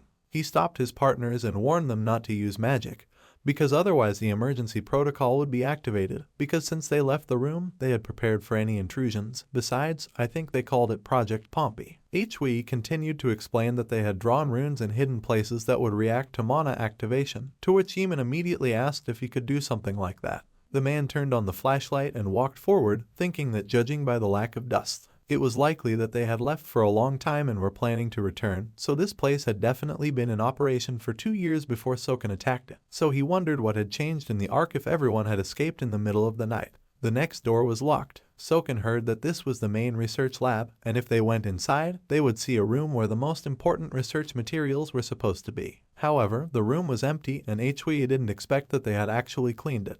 Yemen noticed that there were children's toys in there. They were scattered everywhere. Soken asked just in case if there were runes that would activate when the object was destroyed, to which Hui replied that there shouldn't be any. At that moment, the wall exploded into stone chips. Soken smashed the glass in anger. Hui was impressed and thought that no matter from the outside or the inside, this place was always geo-impressive. Hui thought back to when he was still a child at the Ark Research Center, then he asked one of the children what he was writing. He was told that it was a diary entry because his father was a lawyer, and he said that evidence was important in such cases. Hui asked the boy to write about the head of the lab beating children, to which he objected that such things do not happen, but Hui reminded the little ones that he beats the lab employees. Then the boy wrote that the head of the lab beats people, which was not a lie. The woman sighed in irritation. Guildmaster Dasen, the youngest daughter of the owner of the Dean Group, Aunt Sonan angrily asked about it being a waste of time. Hui thought about how this woman looked the same as in the future, and Soken said with a smile that it was not a waste of time, but the research center arc. The woman said that she would not call it a waste of time if there were the remaining research data here, but this was not what she was promised, and it was not good, after which the woman sneezed violently. The hunter who ran up said that he had removed all the explosives, and the woman said that this was great news. She smiled, folded her arms across her chest, and said that since Soken was talking to her in the most indirect way, He still must be hiding something from her. She wondered what it was, but Soken just smiled at her silently. He looked at Hui thoughtfully. The woman exhaled, as if she had realized something. She waved her hand and said that they needed to talk, so she asked her guards to go and do their business or check. There was nothing useful, to which the hunters immediately agreed. Soken turned to the approaching Kim and asked if she was finished. Well, the woman agreed. The youngest daughter of the owner of the group was indignant, since she was recently told that there was nothing left, but Soken corrected her, saying that nothing was left from the lab workers. He handed her the papers and said that this was left by a child who was kidnapped. Hui listened with a calm face, that more precisely, this was his younger brother. The woman looked at the paper and asked again about her brother in surprise. She began to leaf through the notes. On one of the sheets was the date April 5th. It was written that apparently the Mendong dungeon was a failure, but the writer did not know what this had to do with them, since he did not even know where Mendong was, and he wanted them to fix the TV that was broken. The woman read the recording in horror, asking out loud what it was and whether the Myeongdong dungeon was a failure, after which she began to read again about how the laboratories had been moved. Although the writers did not know why, but he heard the chief say that the dungeon that appeared in the Songpa area had appeared and that someone must have escaped. 2 days later, Songjin was sitting in school sadly. Hui approached her. He asked her if the girl was watching the ants. Hui wanted to ask how things were, but the girl did not want to talk. He was worried and continued to look at the girl. She was sad, and he could not forget her name, but if he did not remember her, it meant that she left early or died. Hui asked why she was here alone and letting Songyeon fight alone, but the girl replied that this was the plan. Seongjin explained that they couldn't defeat Hyunwook even if they teamed up with him, and Hui thought that was true, period. He looked at the boy fighting and thought that he had a lot of potential, even compared to Seoyeon. He silently watched the students and thought that the others were normal. Suddenly, the girl asked if the teacher could stop looking at the students. At first, he didn't understand what happened, and then he smiled. He looked at Seoyeon and asked whose idea it was, but she answered that it was Seongyeon's. Hyunwook lunged. Seoyeon watched him. Seongyeon bowed. He grabbed the wooden sword more comfortably. The boy's movements became blurred. The boy rushed to attack. Seoyeon hit Hyunwook, and he fell to the ground. Hyunwook began to curse at Seoyeon. The girl said that it was a shame. Hyunwook started to scold them for cheating, but he was immediately asked if he didn't remember what the teacher said. Sunny reminded him with a satisfied smile that you never know what can happen in the dungeon. Hyunwook thought this was incredible. He was like Sunny suggested that he team up with someone if he was angry. A black car pulled up to the school. The students immediately turned around and began to look at the hunters leaving. The teachers immediately approached the students to see who had arrived, and Sunny recognized the aunt. The woman got out of the car with a smile and asked how her nephew was doing. The guy irritably reminded her that he asked her not to call him that in public, but the woman turned to Sajin and said that she had become so beautiful. The girl was embarrassed and said that she had trained a lot. Auntie Seonyoung sighed and said that it was good that she left them with Seokin because she wanted their little brother to look up to the girl. She then addressed Hyunwook, saying that he had grown taller since the last time she saw him. Then Jejia suggested that the boy join their guild and that she would treat him well as an elder. Seonyoung grumbled that she was not an elder, but an old woman. The woman turned to her nephew with a sweet smile and said that this was why he didn't have a girlfriend. She decided to remind her nephew of the name of the girl from elementary school. Despite all his attempts to stop him, the woman continued that if he had listened to her advice, he wouldn't have been rejected. The aunt pretended to be sad and asked if her nephew knew that his parents were also in love with each other and everyone in their family finds love easily. So she didn't know what was wrong with the guy, to which Sunyeon said it was because he was like her. The woman got angry and said that she was lonely for quitting her job and he was lonely for rejecting, but Sunyeon said that everyone said that. Hui watched their squabble in confusion, thinking about what he heard that Miseong loved her nephew very much. He watched the relative squabble and thought that they hoped they would be more cordial, but this is quite ordinary and perhaps this means that they are close. Finally, Seokin came out of the pavilion and was surprised that she was there, after which she said that Sunyeon's aunt brought food and offered to eat. Seokin called Hui and Kiman. Myeon revealed over a cup of tea that she had purchased the Songpa dungeon in Banggi-do, although she thought that the government might take over the dungeon due to the Myeongdong dungeon incident. The woman kept the cup and said that thanks to that, other guilds were hesitant to bid, so she didn't have to pay much for it, so the estimated rank of the dungeon also went down. Soken folded her arms and asked if there was an official evaluation, to which the woman replied that due to the Myeongdong dungeon being out of service the day before, the evaluation of the rank was delayed, so she didn't think anyone had entered it. Soken looked at her comrade and suggested that in that case they should try to get into the dungeon as soon as possible because the problem was in the Myeongdong dungeon. To which Kiman asked if Hui knew what his brother meant by writing in the diary that they failed. The man hesitated and answered in the negative since he had no idea. This was because he had never written it in the past. The next day came, Hui took the cap off his marker and said what they would do today. Standing in front of the board, he added that since the students had to get used to the mana concealment runes and support runes, and that he planned to teach them a new rune. At that moment a student raised her hand and addressed the teacher. The protagonist, smirking slightly, asked what her question was. Blowing up a bubblegum balloon, Misan thought that the protagonist was handsome, but she could not trust him. The student who raised her hand asked how many runes he knew. Misan thought about how their junior hunter and Hunter Hong were not particularly warlike. The protagonist, with his mouth slightly open, asked Yimin why she was interested in this. She asked him that it was natural for a student to be interested in the master's skills. Hui, with his eyes narrowed, told her not to say anything so scary, because he was not a mage and did not sign a contract and he should not be called a mage. Misan, gritting her teeth, thought about how the guy from the Arc Laboratory saved the students and that they called him kind-hearted and that it was very suspicious. The whole class looked at her. Misan, embarrassed and covering her mouth with her hand, said that it was just a habit and she did not want to interrupt.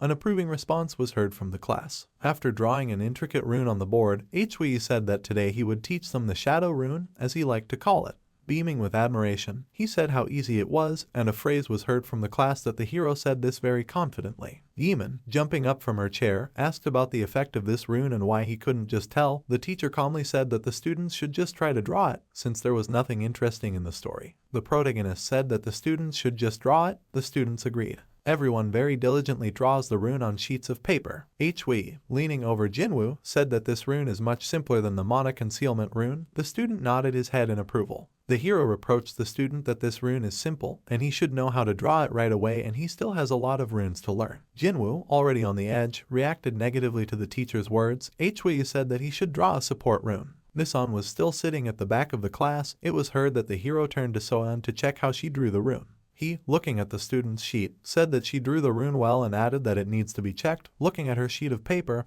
he said that the student should activate the rune. Misan, wide-eyed, could not understand what was wrong with her vision. She said that her vision was becoming strange, as Soan's silhouette was becoming blurry. The teacher, taking the sheet from the student, said that this rune synchronizes the user with the shadows, and when it is light it does not seem like anything special. Tearing the paper into pieces, he added that when it gets dark, the effect of the rune can be dramatic, and Soan, opening her mouth, exclaimed in amazement. The teacher, crumpling the paper, asked the student about how she can use this rune, but she, a little confused, said that she did not know. The hero, opening his mouth wide, said that there is nothing wrong with not knowing it and that he did not want to pressure her with this question, and he added that they can study together quietly, because that is why he is here. Because of this, Soan began to apologize. The protagonist, raising his hands, said that everything is fine. At this moment, from the class, they heard that someone had a question. Misan, slightly opening her mouth, asked the protagonist about the mana concealment rune that he spoke about earlier. Hui, slightly tilting his head, said that this rune conceals mana, as the name suggests. Ranks. From the classroom, the teacher could be heard saying that Sun Joan was supposed to have told her that he had used this rune to save the students in Myeongdong. Misan widened her eyes and said that she hadn't heard anything about runes from him. Turning to Soken, she said that their youngest and Hunter kept changing the topic and she didn't ask what happened because she was afraid that Seonyoung might develop an injury. Soken looked at her in surprise. She opened her mouth in a fit of rage and said that he had already silenced her nephew and asked what happened. The family tree of the Yeoman family appeared. 3 generations of this family have been mages with the same attribute, which is a rare case even at the international level, and despite the lack of experience as a mage, the family's reputation as a family of mages is more than enough. The man in front of Hui, passing the glass, asked if the hero understood what he meant. The protagonist asked what this had to do with the collar. Soken, frowning slightly, asked him if he understood what he said to Hui, to which the hero said that the collar had nothing to do with it. He added that he didn't know. The man opposite said that the Hui rune was something that a mage from such a prestigious family had vouched for and that he would now be hunted by mages and pursuers of the Ark. The hero, sipping from a glass, said that they should simply announce it with the name Kiman and then he would end it, to which Soken exclaimed. He, with his eyes narrowed in anger, told Hui that he shouldn't live like that. The protagonist couldn't understand what he was talking about. Squinting, Soken said that it was the hero's merit and the merit of that mage. Hui still couldn't understand what he was talking about. He asked the hero if the protagonist really thought that he had silenced the students, to which Hui, with a calm face, said no. Soken asked him why none of them told their family about it, and immediately added that it was because they also knew that the hero's rune would forever remain in history. The protagonist, opening his mouth in surprise, exclaimed, The hero felt ashamed that he clutched his heart. The man added that he did not need to worry about anything, and that he would make sure that Hui's name entered the book of history. All those mages whose achievements he was taking for himself right now, the achievements of the French mage and the shadow rune Soan, as well as the achievements of other mages who created useful runes, popped up in the protagonist's mind. He also remembered the images of all those people who took astronomical amounts of money. Hui, lowering his head into his hands, could not say anything. He, covering his face with his hands, thought that the Frenchmen and so on did not need to be paid anything, and their desire was to save as many people as possible and how much money the agency could pay them. Soken looked at the hero with confusion, and Hui understood that with this money he could buy new equipment for the agency's hunters and build a new building for the Hunters Academy, and he wouldn't have to beg for donations from Mason. The hero, smiling broadly, said that he understood everything, to which the man replied that he didn't understand what exactly was understood, but everything was fine. The sun was shining through the half-open door, and words were heard that it was time to go eat. Everyone went outside, starting to prepare everything for rest. Soken, with his mouth wide open, asked Misan in bewilderment what this was. She, getting up from the lounger, asked them if they had finished eating, to which Soken exclaimed that this was the holy ground of the school. Misan, squinting her eyes in irritation, told him that they could now write a statement against him if he called this place a school, to which Soken, perplexed by what was happening, replied that a building would be built here next year. She said that staying in this place would be bad for Jin's skincare routine, to which the guy in front of her asked, smiling, what about him? She glanced at the boy and turned to him. Misan asked him who he was, and the guy was very upset, almost crying. While the two men were unloading the car, Misan turned to the man and asked if this was the last box, to which he nodded approvingly. She added that they should make sure that everything was properly organized. Hui, watching all this from near the building, couldn't understand where Misan got all this from. She nudged the hero with her shoulder and said with a small smile that she had installed the entire subspace. Misan turned her attention to the man who was putting the table in the box and said that this space was not yet fully commercialized, but since their company developed it anyway, they would be the first to use it. She told Hui that she could give him one if he needed it, to which he nodded approvingly. He remembered that he already had a similar invention in the form of a wallet with a locking function, but it would also be developed by Dasen in the future. Misan extended her hand to the protagonist, saying that they had never properly met, and said her name. She added that she was the master of the Dasen Guild and was currently helping the hunter Soken in many ways, while the hunter was showing the students how to make wreaths. The protagonist nodded approvingly and thought that the guild magnate was finally talking to him. In the distance, small buildings of the academy were visible. He added that he was looking forward to working with her. The teacher was drawing runes in a notebook and heard someone address him. Sonen, with his mouth wide open, asked the teacher if it was true that his main weapon was a sword, to which he shook his head. Squinting, he thought that they would most likely notice that he had similar moves to the agency director if he used a spear. The student, with wide eyes, asked if Hui could teach them, to which he replied that they had the best hunter in South Korea for the job. Raising a finger, Seonyang added that the director used a spear. The student also said that the director advised them to borrow from the teacher since the hunter would sometimes be absent from school. The teacher frowned in confusion. Seonyang, with an open mouth, said that he was going to tell the protagonist something. Sitting in front of the cabinet, he turned to the teacher and said that there were more teachers now and he did not need to be at the school all the time, to which Hui exclaimed that they needed to bring more staff. Putting his hand to his chin, the director said that they cannot invite anyone until they reveal the runes to the public. The hero, with narrowed eyes, said that the Dasen hunters are trustworthy. While packing up the things, the hunter said that Misan would not give them her hunters and that her people were still strangers, and it was better for the protagonist to take care of that. The teacher, with his mouth slightly open in thought, asked why the principal thought he was qualified, and he replied that he could see it in his eyes. The hunter, with a wide smile, said that the eyes were the window to the soul. Looking at the principal with fury, the teacher thought about how this man could become the strongest in the country, while the principal said that he would not allow the students to use mana,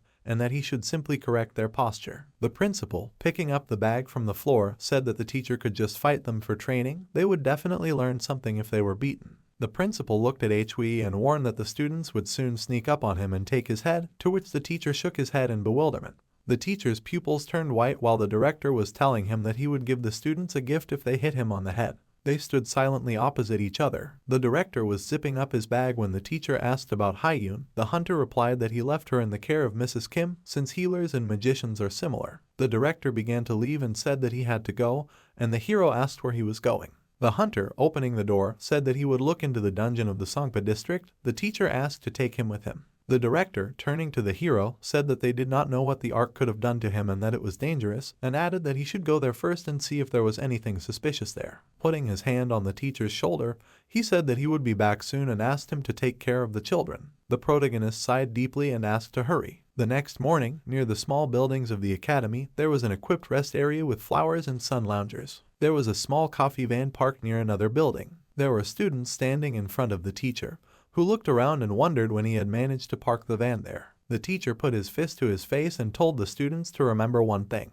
The students stood in a line while the teacher told them that the strongest would survive. Sonen laughed and exclaimed that the teacher didn't speak very coolly. Hui lowered his head a little and asked the students if they had been to the dungeon. The students' eyes widened and they looked at the teacher in confusion. Someone raised their hand and said that they had already been to the dungeon. The boy looked at the teacher when the teacher asked if his name was Hansen, to which the boy answered in the affirmative. The student lowered his head and the teacher asked him how it was. All the students turned to look at Hansen, who said that everything was completely different there. One of the universes appeared and the teacher said that there was a theory that the dungeons were in other dimensions. Hui remembered Minseo's speech at the conference and tried to remember what she said. The teacher remembered the monsters that were in the dungeon and said that there were no people there and in order to survive, you need to stop being human. The teacher, frowning a little, told the students not to attach much importance to the fact that they are people and added that in the dungeons they should act relying only on their instincts. He stood in front of the students, holding a sword in his hands, and asked if the principal took a break from real battles, to which the students responded approvingly. The teacher gripped the sword tighter in his hands. He said that he will teach them the same way as the principal,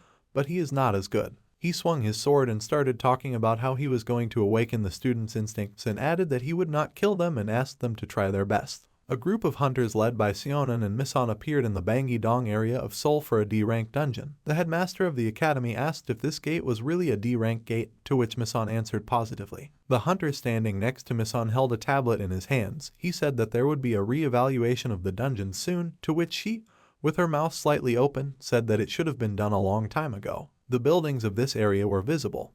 Hunter Sionen said that it was very inconvenient to work with foreign hunters since they did not trust the Korean dungeon evaluation system and added that many of the dungeons were re-evaluated. The hunter narrowed his eyes and asked Misan about her. The huntress turned away arrogantly and said that she didn't need to scam to make money, to which he replied that he probably underestimated her. The hunters handed the recorder to Misan and took the tablet from the director. She also added that he should apologize. The hunter did as she asked. The huntress brought the recorder to her face. Standing in front of the open gate to the dungeon, she said that today is May 24, 2024, and that they are at a D-rank dungeon in Seoul, Songpa district. She also added that 5 people are entering, saying that it is 1 o'clock in the afternoon. There was green grass in the dungeon. The hunters looked around, seeing only a blue, slightly cloudy sky. They looked around confusedly. Misan asked Soken to say something, to which he replied that he was very ashamed. The hunters began to enter the dense forest, saying that this was probably a D-rank dungeon, because even at C rank they didn't let you relax like that. The hunters were already standing in the forest. The director of the academy asked the hunter next to him if there was any information about any monsters. He responded approvingly. He opened his eyes wider and added that the monsters here were like insects and they lived in this forest. The hunters went deeper into the forest and stuck together. The S-rank hunter asked what the monsters here ate. The hunter next to him said that they were most likely herbivores. Soken said that this was rare. Insects similar to centipedes were crawling on the ground, and one of the hunters added that they saw these monsters eating leaves and showing no interest in the meat and blood they brought. He also added that they were also curious about people, but never attacked them. The hunters looked at the ground where these insects were crawling. One of the hunters said that their body fluids were harmless. Another hunter said that the core was in the middle of the forest and no monsters were guarding it. Soken suspiciously asked if they had checked everything thoroughly. The hunter frowned and thought about how this was a D-rank dungeon and that there were peaceful and calm monsters here. While watching them closely, Soken thrust his spear into one of the monsters. He couldn't understand why the Ark paid attention to this dungeon. Misan screamed in fear because of such a sharp attack from the hunter. The huntress stood nearby and couldn't catch her breath. The S-rank hunter asked about her dislike for bugs, to which she replied that she doesn't like anything that has more legs than her. Soken raised his spear in front of the huntress's face, on the end of which was one of these monsters. She screamed in fear. He stood and laughed, while the huntress screamed for him to get the monster away from him, until she took out her weapon. Insects were still crawling under the hunter's feet. Soken raised his hand to stop the hunters. He bit his lip, feeling something. The hunter lowered his head, visibly wary, and said that something was near them. Behind him stood the hunters with Misan. She could not say a word from fear. They began to walk towards the bloody tracks, where a pile of rotting corpses lay. The S-rank hunter said that it was not for nothing that they did not react to ordinary meat, because these creatures like rot. The protagonist rested his face in his hand and asked the dungeon of the Sampa district why she was doing this. How many times he told her that first she needed to write a report. The girl in front of him answered that she had been there once, to which Hui asked discontentedly if she had really opened her third eye there. Jiyeon looked at the protagonist and firmly answered that she was not joking, adding that she needed to clean it up. Hui abruptly stood up from his chair and threateningly said that he was not joking either. He began to push her out of the office, ordering the girl to get out because he needed to work. While the guy was trying to close the door, Jiyeon talked about the raid. After a loud scream, the protagonist abruptly woke up. He slowly sat up on the bed, asking himself what kind of hellish dream this was. Hui clutched the blanket and asked why she didn't do it secretly from others. He introduced Jiyeon and asked why the person who never listened to him was standing next to him and waiting for permission. Leaving the memories, he put his hand to his head and said that he needed to go to work. At work, the protagonist turned around when asked if he could tell the principal to hurry up, to which he immediately replied that he did not have his number, so he did not know what the principal had been doing for the past 4 days. Not far from him on the ground were beaten students, looking at whom Hui menacingly asked if they had already rested and wanted to start again since they had the strength to speak. The guy raised his hand with the last of his strength and apologized for everyone. The girl lying next to him said that, blinded by the prize, she aimed at the teacher's head, to which the protagonist said that he doubted that they behaved the same way with the principal. The student turned her head with tears in her eyes and said that the principal did not pressure them that much. Suddenly, a girl approached them with a container and asked if they wanted water. Taking the water, the students happily said that it was wonderful. The girl held a bottle of water and said that she was a real healer because she really saved them, to which the healer replied that she felt awkward resting alone, only because she was a healer. Suddenly, she saw a car approaching them from the side. Legs appeared from the open door of the car and an angry scream was heard that she came here only because she was a student, otherwise she would not have done this. Suddenly, the healer was shocked by who she saw. The girl waved her hand and shouted, greeting her sister and adding that she came because she wanted to see her. The protagonist and his colleague looked at the girls talking to each other in surprise. The healer pulled the girl's cheek and said that she was her younger sister. Pointing to the teacher, she told her sister to greet him properly, to which she immediately bowed and said that she was pleased to meet him. Hui looked at the girl without any emotion as she said that she heard that he saved her sister's life, so she was very grateful to him. The healer's sister smiled widely and exclaimed that her name was Jiyeon. The guy greeted her with a confused smile and said to himself that he had a bad feeling about this, and then wondered if this was really Jiyeon, who respected him, who smiled with sparkles in her eyes. After thinking about this, he, without taking his eyes off the girl, asked if she really came here to see her sister, to which she happily exclaimed, yes, although she wondered if the teacher could go with them to the district office. Looking at the teacher, she explained that she was told that they needed a sponsor who was C rank or higher. Hearing this, the protagonist asked in surprise, a hunter. Jiyeon raised her fist and shouted happily, yes, because she had awakened. Hearing this, her sister threw her arms out and screamed, asking when this happened, to which her sister put her hands on her hips and replied that she had torn a soccer ball in gym class today. Having calmed down, the healer asked in confusion if that was why the teachers had let her go, to which Sheen, turning to her sister, replied yes, adding that she had been told to talk to her sister and go register. Looking over her sister's shoulder, she asked how she had felt when she woke up.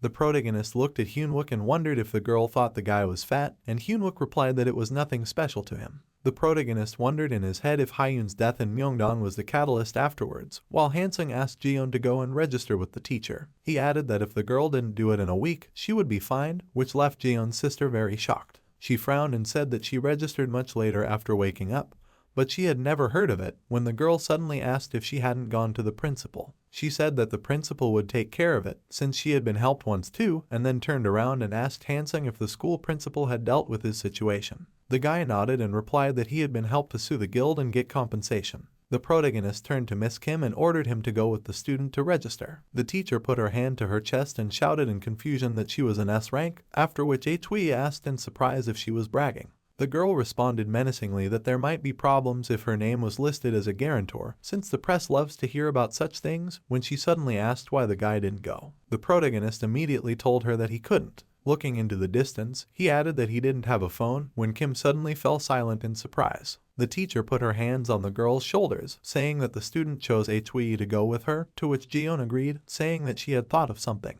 She clenched her hands into fists and asked if the protagonist could take her as a student.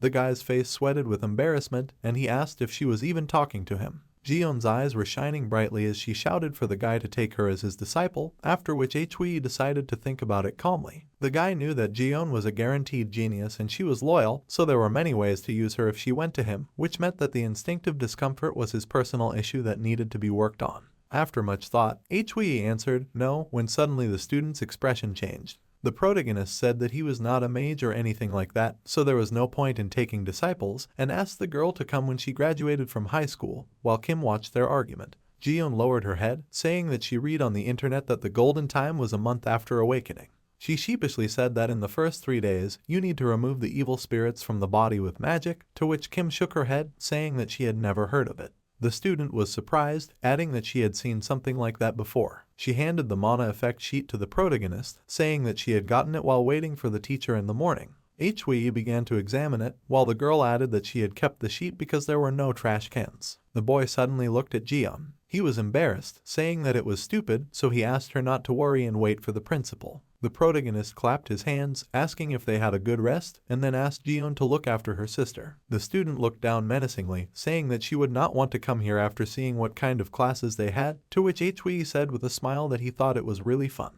The boy, with tears in his eyes, shouted that the teacher was of course having fun. The protagonist told the students that they were still weak, when suddenly a loud childish scream was heard. That night at the cafe, Seok-ken asked if Jae-yeon had woken up in the morning. The protagonist asked if the director knew her, to which he thoughtfully replied that he helped them because he felt sorry for 2 children living on their own. Kim, with a smile on her face, replied that the girl was very brave and asked Hwie to take her as his student. She added with a laugh that Jae-yeon did not give up even after seeing the protagonist teaching children, and she had never seen him so excited, to which Seok-ken smiled and said that he should have come faster so as not to miss this sight.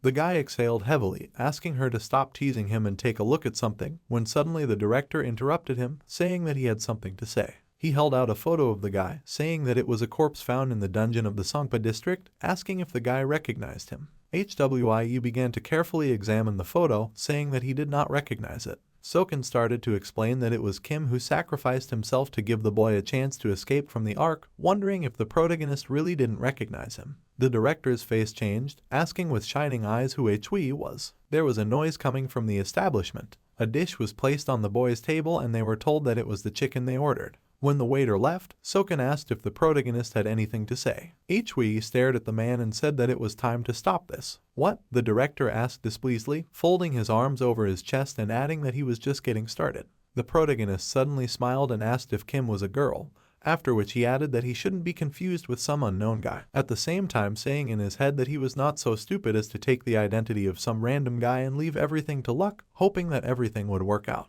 Some time ago, while at home, Hui opened the system screen and asked, Kim, right? In the search bar, he added the parameters of missing or dead, and also used Kim as the last name, choosing those who seemed to be related to her. Without taking his eyes off the screen, he thought to himself that since Mr. was such an old man, he just called them by their last name and didn't really care about their gender. Several people appeared in front of him, one of whom was leaving and another who died while trying to stop the dungeon breakout in Gyeongsang-do. The last person was Yuwa, who went missing. Looking at her, the protagonist said that she was a police officer before waking up, and the report said that Mr. worked with her on many cases. Without a hint of emotion on his face, he said to himself that the records disappeared due to undercover work, and in the end, they did not return. Currently, Hui looked at the man and asked who the guy was and if he killed someone to test him. Seok-ken smiled and answered, no way. He then pointed at the tablet and explained that he found it in the dungeon of the Songpa district. They said that the dungeon has guards 24/7 but they are not sure how he got there, so he wanted to ask if the protagonist knows about this rune. Hearing this, the protagonist put his hand on the table and asked displeasedly if he really needed help, so he probed it with Kim. Suddenly, a girl next to them slammed her hand on the table and yelled that she did not understand anything they were saying from the beginning, then asked who Kim was and why the gender of this person does not matter. The guys looked at the girl in surprise and asked if she was drunk, to which she yelled for them not to change the topic. The protagonist smirked and asked if the girl knew that he was from the Ark, to which she replied of course. She spread her hand and said that he never said it outright, but she would be stupid not to find out after what he did at the training center. She looked at Hwijen, who raised his hand to his face and wondered if he had brought her here without explaining anything. After a while, the protagonist calmly said, "So that's what happened?" To which the girl said, "Yeah, so that's why." She then pointed her finger at Soken and asked if he suspected him anymore. Lowering his hand, the man replied, "Then, although it's not much, it's an apology." He took out some cards and happily said that these were the protagonists. Soken handed them to Hyjin and explained that they were identification cards, adding that the details were filled in based on his words in the investigator's office. It didn't matter that it was a lie, he should just live with it. The protagonist took the gift, and Soken added that it was a hunter's license, which was currently a D class, but he could renew it later. After that, he spread his arms and said finally, this is his bank book and check card, adding that he noticed that his salary day had already passed. Then the guy asked if the amount was correct. Hyjin sat motionless while Soken spoke. Of course he made sure he calculated it correctly.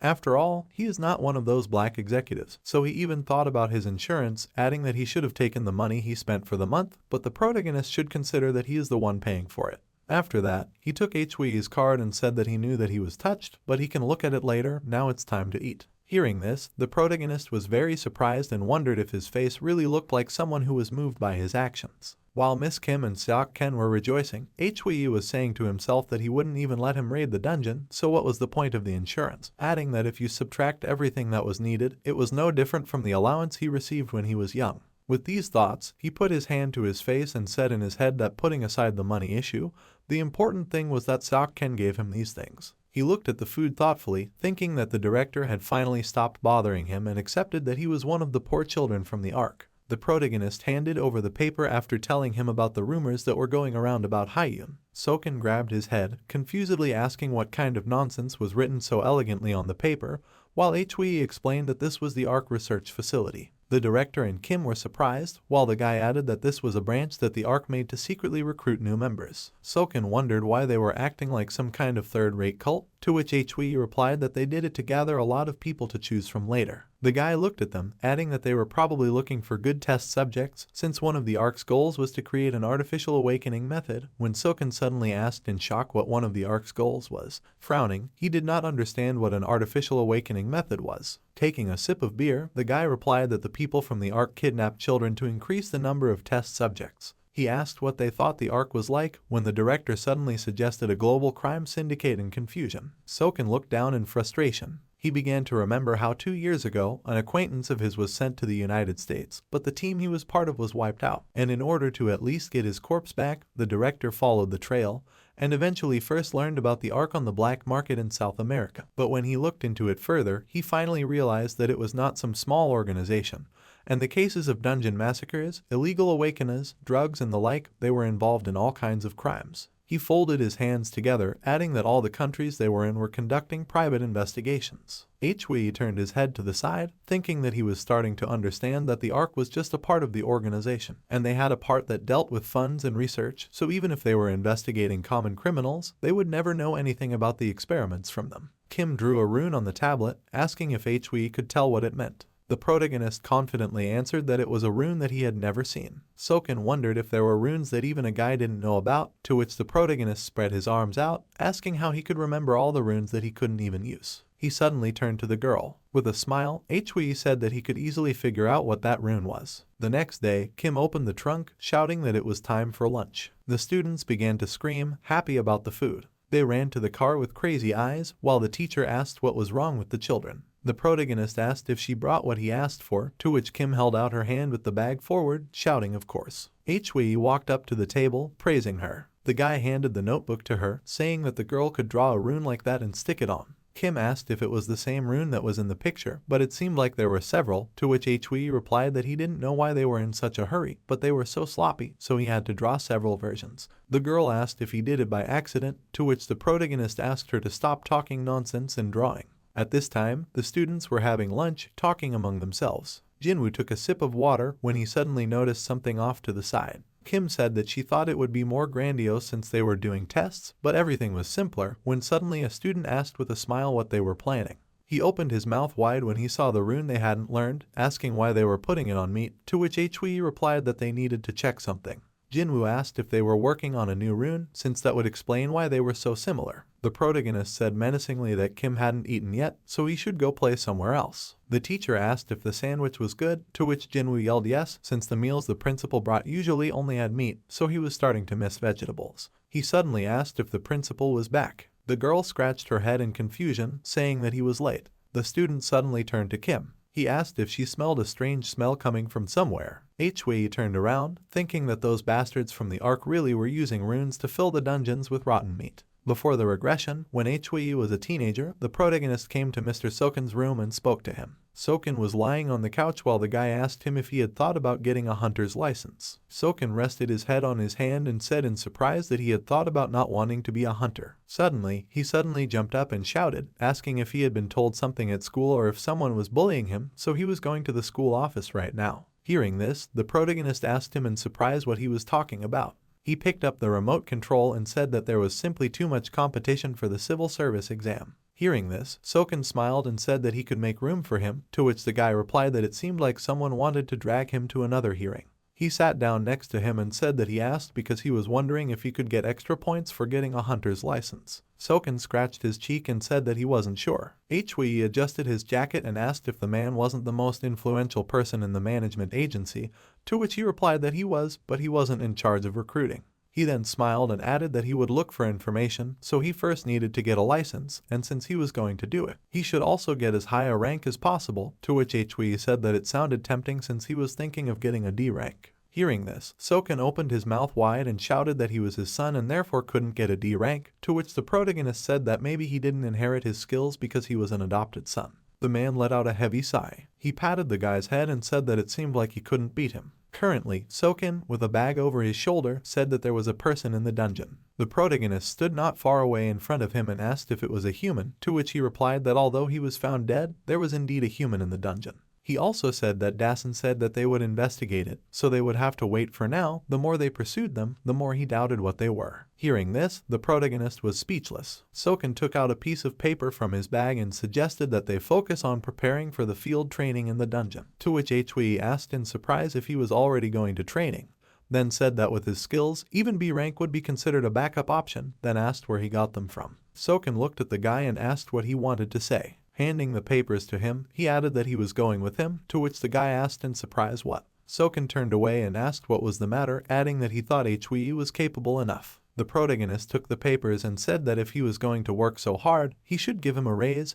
He knew he had a lot of money. Soken closed his eyes and said that it was quite expensive to run a school, to which the guy said that it wasn't even that they had a lot of students. The principal then pointed out and said that they also had to build a building. When the protagonist asked, Soken was confused and, without moving from his seat, replied that because there were a lot of dungeons here, construction companies avoided this place unless they were offered a high salary for the danger. Hearing this, the protagonist suggested clearing out the dungeons. The principal pointed at the papers and said that's what it was for. Without taking his eyes off the man, the guy asked if it wouldn't be faster for him to clear them out, to which the man smiled and said no. He placed his hand on the table and said that in conclusion, they needed the results of the work. He presented 3 containers and said that this was a model school that he had built using his name. Many disagreed, saying that hunters did not need a school, but they gave in because he was the one pushing the idea. Picking up the teapot, Soken added that this is why he needs results, adding that if it were Miss Kim or him, people would not consider it a worthy result. Pouring boiling water into a mug, he said that the number of awakened is increasing every year, but the losses in the dungeons are also increasing at the same rate. Pouring out the coffee, the headmaster added that the hunters are becoming more and more unsociable and their skills are stagnating, so the situation is inevitably getting worse, so this school cannot fail if they want to protect the new awakened. After saying this, he drank the drink he received. He then looked at the protagonist, who was beaming with joy, and said that there was actually an easier way to do this, to which the protagonist asked which one. Soken picked up a stick and said that they could announce that they would only teach the runes they were about to talk about at their school. Hearing this, Hui firmly said that he would try his best. After a while, the students asked in shock if they were talking about a real dungeon. The principal stood next to the protagonist and said that it had been 3 months since their school opened, so it was time for the test, so Hui would go into the dungeon with him. The protagonist took a marker in his hand and explained that the day of practical training was on June 15th. They would enter the C-rank dungeon near the school, and he would accompany them for evaluation, so he would only interfere at critical moments. The protagonist said that from now on, the students should form groups to clear the dungeon, so they must first understand 4 things. The guy pointed to the board, saying that only after they had understood these 4 things, they could begin to strategize and form a team. He explained that the natural environment they would be entering was similar to Earth, but due to the distortion of dimensions, there were also strange and unusual occurrences. While the students took notes, Hui asked them to recall the incidents they had seen in the media or experienced, while Soa uncovered her face with her hand in confusion. Memories of her younger self immediately came to mind. Her grandfather smiled as he called out to her. He said that she would become a mage who would surpass her because he believed in her. Looking down at her notebook, she heard voices in her head. Hui pointed to the board, saying that this would be enough for a rough explanation, so they could go have lunch and then conduct individual interviews. The guy pointed his finger forward, asking them to think about what the students were missing in the pixie's face, because it would upset their stomachs. The students quickly began to leave the classroom. The protagonist noticed a girl sitting at a desk. He asked if the student wasn't going to lunch. Drops of tears fell on the girl's notebook. Hui became scared, asking what happened and whether his lecture was too difficult. Seoan covered her face with a trembling hand, calling for the teacher. With tears in her eyes, she said that she wanted to leave the school. The protagonist's mouth fell open in surprise. The student insisted that she had no talent and was not fit to become a mage, so before she became a burden, she should leave while she still could. The guy grabbed his head, asking if someone had told her something, to which the girl screamed in fear, "Not at all." Seoan added that she could not use magic normally, to which Hui asked in bewilderment, did not she know that her spell speed was higher than most agents on duty? The student turned around in confusion. The guy asked if she really thought that Jinwoo could not use magic either, to which she screamed loudly, asking what he had to do with it. Seoan said that he had awakened only 6 months ago, and she more than 10 years ago. With a trembling voice, she added that she knew unique magic, and it wasn't even that she didn't know the formula, because she understood it all. Seoan screamed, angrily asking how she could call herself a mage if she couldn't even use the formula she understood, because she had to become an archmage. The girl placed her trembling fists on her knees. After a short pause, the protagonist asked where she learned unique magic. The girl began to explain that it was before her grandfather died, and Hui asked if he could find out what attribute it had. The student thought about it, answering that it was light, and her grandfather usually used channeling magic. The guy suddenly smiled widely. He put his hand on the girl's shoulder, saying that she had many talents. Soan's face changed, hearing that the protagonist would make her an archmage. Arriving at the principal's office, the protagonist said that Soken was going to drop out of school. Hearing this, Soken jumped up and shouted, asking what. Turning to the guy, he asked for the reason, to which Hui put his hand on the table and said that he was talking to her. After a short pause, he added that she thought she had no talent, to which the director smiled and laughed. He broke the chopsticks and said that she simply had too high standards, since her grandfather was too great a man, then added that he did not know anyone more strict than him, since he always finished things to the end, so the speed of completing the raid was good, but it was not very good for the mind. The protagonist turned to the man in surprise and asked if he really knew him personally. Soken put food in his mouth and replied that he knew his son, Soyeon's father. He remembered him and said that the last time he saw him was after his son's death, when he disbanded the guild to take care of his granddaughter. After that, he only heard about him at the funeral. While chewing his food, he continued to say that he had been very strict with his son, but it seemed that he had become softer with Soyeon. Soken remembered the man again and said that a father who, like him, wanted his son to succeed, and an ordinary son who had not inherited any of his father's talents. Remembering how the man held a portrait of his son in his hands, he added that a father who wanted to pass on the Lantern Guild and his unique magic to his son, who ended up dying during an overzealous raid into a dungeon. Imagining a house in a dense forest, the director added that after his son's death, Nojin regretted being a father and raised his granddaughter in the quiet of his hometown and died a hero, helping civilians evacuate during a dungeon breach. Leaving the memories, he looked forward and said that after that, another guardian took care of her until she came here. After listening to the director, Hui asked when Mr. Park died, to which Soken looked up and replied that he thought it was around the time Seoeon turned 10. Hearing this, the protagonist asked him who the guardian was. The food was getting scarce, and the director replied that he heard that it was the lawyer of Mr. Park's guild. Apparently he was preparing for something like this to happen, since they had no relatives. Hui looked at the interlocutor and asked if Seoeon only learned her magic from her grandfather, to which the director lowered his head and replied yes. He then looked at the guy and asked if something was bothering him, to which the protagonist turned away and said that he had a feeling that he was no less strict with her. Putting the spoon in his mouth, he said to himself that it was common among magicians to force a child to follow the path the parent wants even after losing the child, adding that he was not sure, but he should not refer to her trauma. After thinking this, he looked at the man and told him to take care of her no matter what, to which the director chuckled. Hearing this, Hui puffed out his cheeks and asked him with displeasure what kind of reaction this was. Soken put his hand on the boy's shoulder and replied that he felt that he would take care of her even if he did not.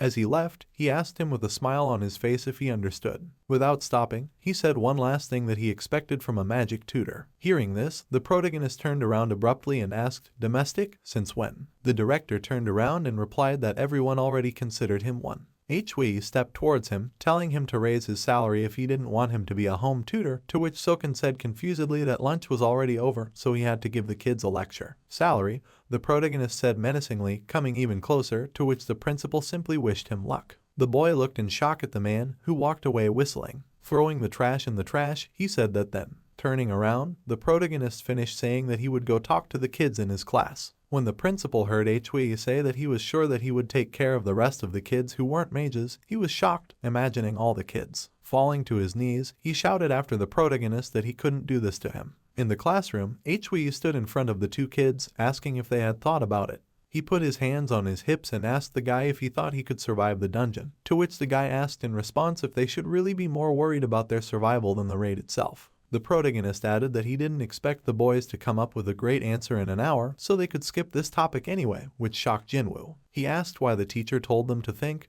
then folded his hands on his stomach, adding that he had indigestion from thinking like that, to which the protagonist replied so that they would understand how useless they were. He added that if the boy was seriously thinking, then it was good, since everyone was useless at first. Hui looked at the students, saying that a hunter should know how to find their weaknesses and make up for them. Jinwoo thought about his own, asking where they would start, since he had lost the point. The teacher picked up a pen, smiling, asking if the boys knew what element of magic they belonged to. The boy thought that there was nothing more subject to change than a mage's value in this society, so now they were the most valuable, but once the runes that hide mana and the mana pen were developed, their value would drop. Taking the plate in his hands, he thought about how the mages adapted. The protagonist knew that they were isolated, so they doubled up. Countless magical research societies had disappeared, and they all started trying all sorts of weird things to try and pass on their magical element to their descendants. Hui poured the substance into the plate, thinking that an archmage from France, who could no longer bear to see innocent children suffer, had learned how mana worked and revealed to the public how to find their element, and the mages learned from him,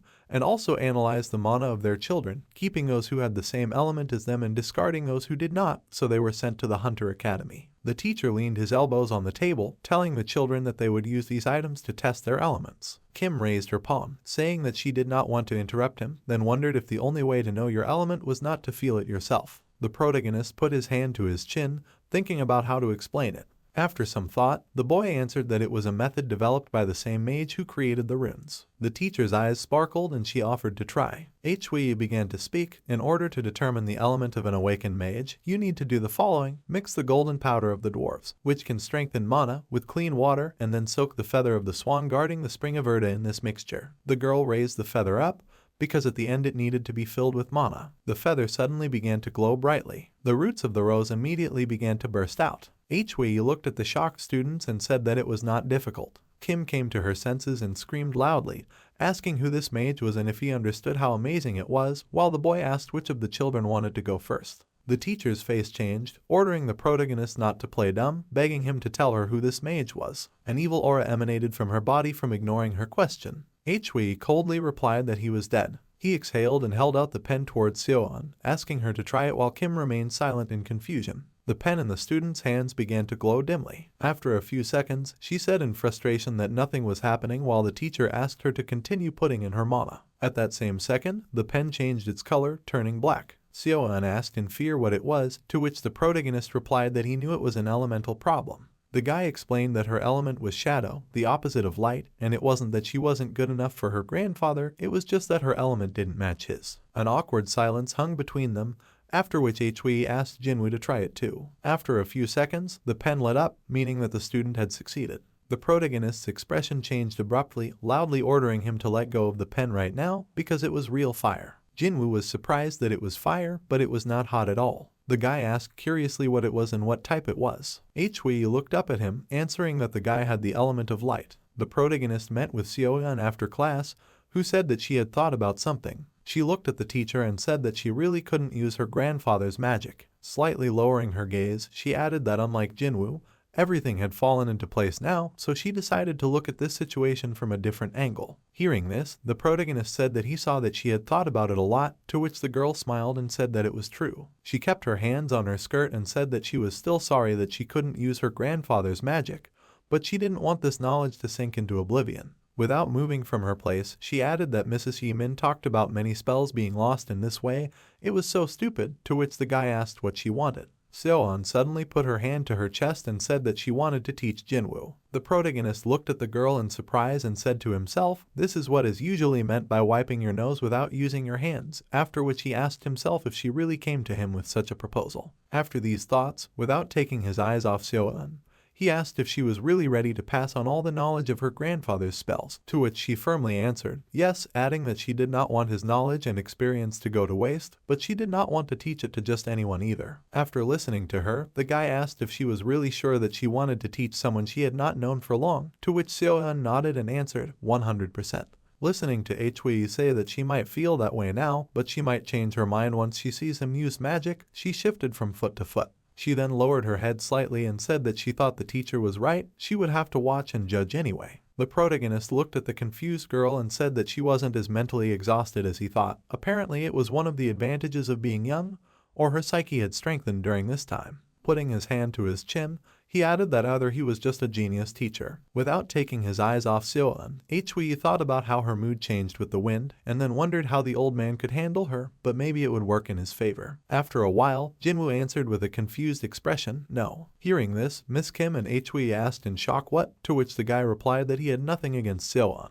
He looked at the teachers and calmly said that becoming her student was too much. Hearing this, Kim slammed her hands on the table and screamed, asking why the hell he was breaking down. She looked at the student with a face white with shock and said that he seemed to not fully understand the whole situation, to which he replied that he was also a mage and was well aware that this was a good opportunity for him. Looking down, she added that he really did not want to. The protagonist did not take his eyes off the guy, asking why, what was the reason. Jinwoo scratched the back of his head in confusion and replied that he could not treat a friend as a teacher. The teachers were speechless from what they heard. Closing his eyes, Hui asked himself if his reason was really that stupid. Was this really why he was giving up the chance to become an archmage? The guy looked down and said that he understood that such an opportunity only came once in a lifetime. Without raising his head, he added that he also knew how much this magic meant to Seoyeon.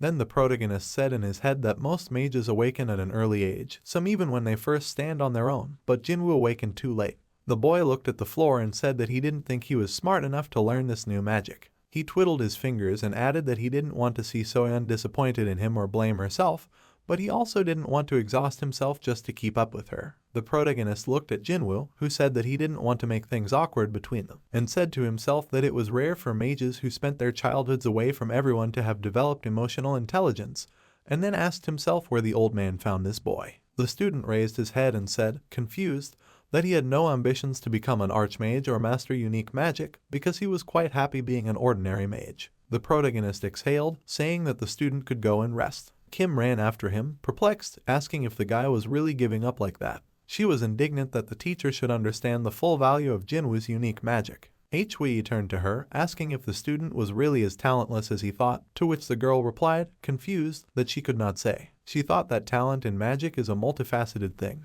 and it is difficult to explain to someone who is not a mage. Kim raised her index finger, saying that basic magic can only be mastered after spending a certain amount of time and effort, but that won't work with unique magic. She knew that someone who already uses basic magic might suddenly have an epiphany and become an archmage by mastering unique magic, while someone might excel at advanced magic but will never master unique magic. She closed her eyes, adding that it all depends on luck, when Hui suddenly asked in surprise, what about Jinwoo? Kim spread her arms out, saying that they won't know until they try. She said that the student was putting up barriers and limitations within himself, but she understood him, because the thought of mastering the magical legacy left by a friend's late grandfather. Shaking her head, the girl continued, it becomes a huge burden. The teacher wondered if Seoyeon had chosen Jinwoo herself. Hui exhaled heavily, thinking that he himself didn't know what to do when he was a teenager, so he didn't know what to advise Jinwoo. Hui remembered how Seoyeon placed his hands on his hands in his past life. He said with a smile that he would support the boy no matter what.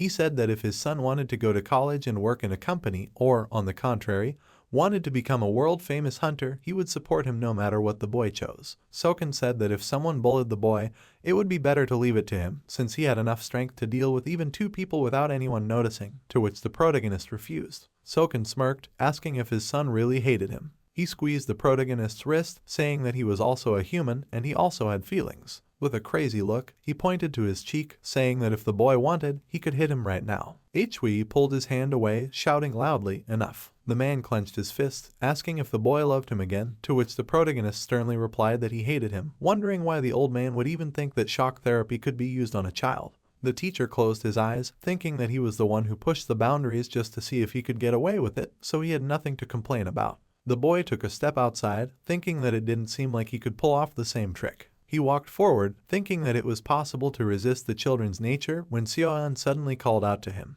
Hui said that Jinwoo didn't want to be her student. The girl's expression changed, looking at him in surprise. The protagonist explained that it wasn't that he didn't like the girl, because the student thought that he wasn't worthy of being her student. The boy added that Jinwoo also thought that he wasn't talented enough to be her student, and couldn't relate to her as a teacher. Seoan was surprised, asking if the teacher didn't try to convince the boy, to which Hui replied that he couldn't pressure him. The student began to stutter, saying that he pressured her. The protagonist coughed into his fist, answering that the girl was his student. Looking up at her, he added that Jinwoo was her student. The teacher said that Seoan would have her first task as a teacher, which was to be honest with Jinwoo and convince him otherwise. The girl quickly pulled the notebook sheet, tearing it out. She confidently directed the ball of paper into her mouth. The girl began to chew on it, which shocked the teachers, their faces changing. With a smile on her face, Seoan shouted that she would do so, when suddenly a thought flashed through Hui's mind that he would never understand these magicians. Before the protagonist's regression, Soken entered his room and said that they needed to talk, to which he replied that they had nothing to talk about because he was not his son. Hearing this, the man stopped in shock. Suddenly, he shouted the protagonist's name loudly, causing him to turn around in surprise. The boy looked at his father in surprise, who looked back at him in the same way. Suddenly, Soken put his hand on his knee. He knelt down and told the protagonist that he was his son. The boy looked at the table in disappointment and asked if this was really because of adoption, adding that the man should not worry because he would grow older and leave on his own. Without moving, he said that there was no need to call him by name because he did not want to hear it from Soken's lips. Without raising his head, he added that he was different from his son, so there was no need to be mistaken. Looking at his father, he added that he was like a stray dog that he picked up on the street. Looking at his son, Soken said that he did not know what he heard, but without finishing, the protagonist said that he learned from the friends of the great hunter Soken. He pictured the birds in the nest and said that he understood why a parent would not want their child to be some kind of orphan. Hearing this, Soken, kneeling down, said that he was not a replacement, to which Kim asked if this was true, and what then?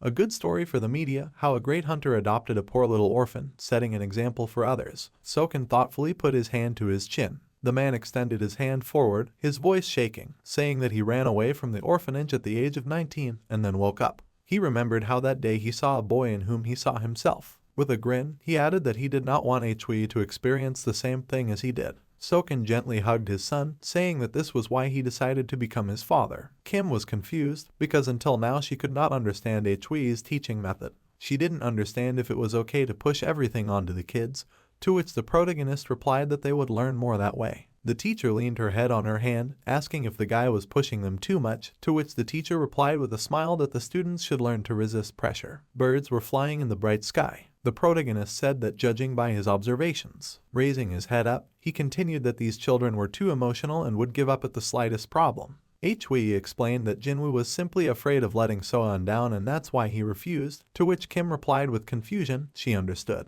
The guy said that they needed to improve the kids' relationships and keep them a little on edge. Jinwoo and Soan appeared in front of him, crying and screaming, so everyone could hear. The guy clenched his fists and shouted that he was going to give it his all. 2 days later, Jinwoo stood with a piece of paper in his hands, bowing to the teacher. The boy asked if she would check his work, to which Seoyeon offered to look with a smile on her face. The girl happily shouted that everything was already going much better, so they should try again, while Hui was confused about what he had done. With a smirk, Seoyeon explained that the boy needed to change, and the protagonist was glad that Jinwoo had pulled himself together anyway. With a smile, he thought about what if he had pointed out the problem, while a scream was heard from behind him about the blade cutting through the opponent's neck. Hansung said with a smile that the opponent had already been pierced through when suddenly Xianyang called it nonsense, answering how one could wield a blade when blood was gushing out of an artery. The boys suddenly began to argue when suddenly the protagonist irritably thought that they were very noisy. Xianyang menacingly ran up to the teacher, begging him to judge the boys, who of them won.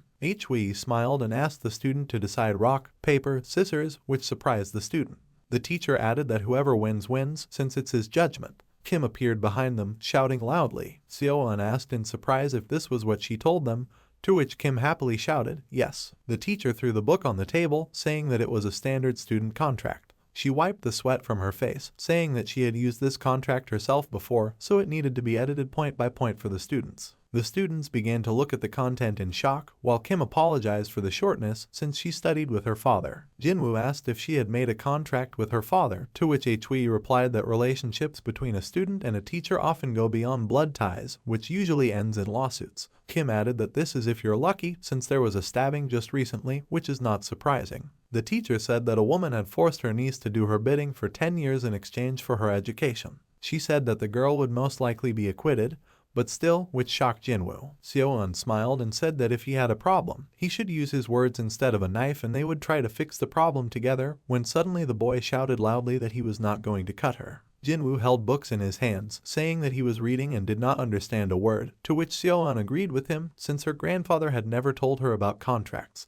The student replied that he would have told her that it was okay if he understood anything, when Kim suddenly asked if they were not going to write down the terms of the contract. The girl lowered her hand with the paper down, answering that they would write it down. As she began writing, she added that it would be without unnecessary complications. So the first point was that Seoan would teach Jinwoo all the magic inherited from his grandfather, including the unique magic, a navigator for everyone. The next 2 points stated that Seoan acknowledged Jinwoo's ownership of the magic stated earlier, and the choice of a successor would be made through discussion between the guys. And in the end, Seoan wrote that in the event of someone's death, they have the right to independently choose a successor. The girl immediately broke the pen in half and put her fingerprint on the paper. Kim carefully watched her every move. Seoan said that everything was ready when suddenly the teacher was indignant. Was this really her contract? The student nodded, saying that nothing more was needed, after which she asked Jinwoo if he wanted to add anything. The guy asked if he could really choose the successors. He immediately put his fingerprint, hoping that there would be no complications, because this was her grandfather's magic, so if a more talented person appeared, the guy would teach him. Kim asked with a trembling voice if the guys thought it would be worthwhile to write more details in the contract, because it was a document with legal force. Seoan handed her the paper with a smile, saying that Kim could certify this document, because with the approval of the archmage, no legal problems should arise. The teacher was very excited, while Hui thought that if one of the guys decided to betray,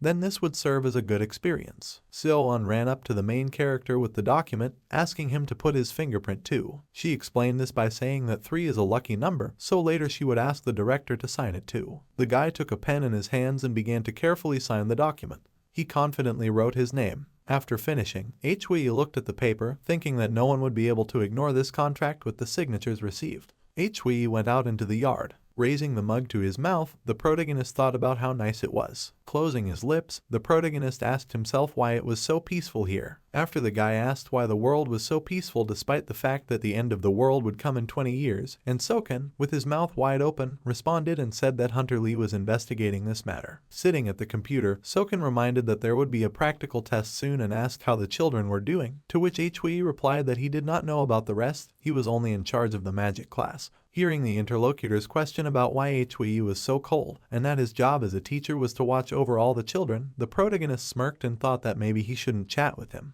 With his hand on the keyboard, Soken said that it didn't seem like the protagonist was overloaded with anything right now, and that the rune lessons were on hold because the kids were preparing for the test. To which Hui asked the man if he hadn't been the one to hand over all the preparation to him, and added that Soken knew a lot about the dungeons, so why waste that knowledge? The man replied that Soan was the only one teaching magic anyway, and Hui frowned and said that was why he helped look after the kids when he had the chance. Smiling widely, Soken asked in a long voice if that was true. Sitting at the computer, the man continued to tell Hui's teacher to try harder. Putting his mug down, the protagonist thought that even if his hunter's instincts were rubbish, then why was he so worried? Hui pursed his lips and suggested that maybe it was because there was no work here. The protagonist folded his hands in front of him and wondered if there was anyone better than him who could balance work and life, and continued that his vacation was coming up and wasn't it normal for people to forget about it when they were focused on work, and then heard someone shout loudly. Opening the door, the protagonist saw Jinwoo shouting that he could do it and that he succeeded, and asked him why him.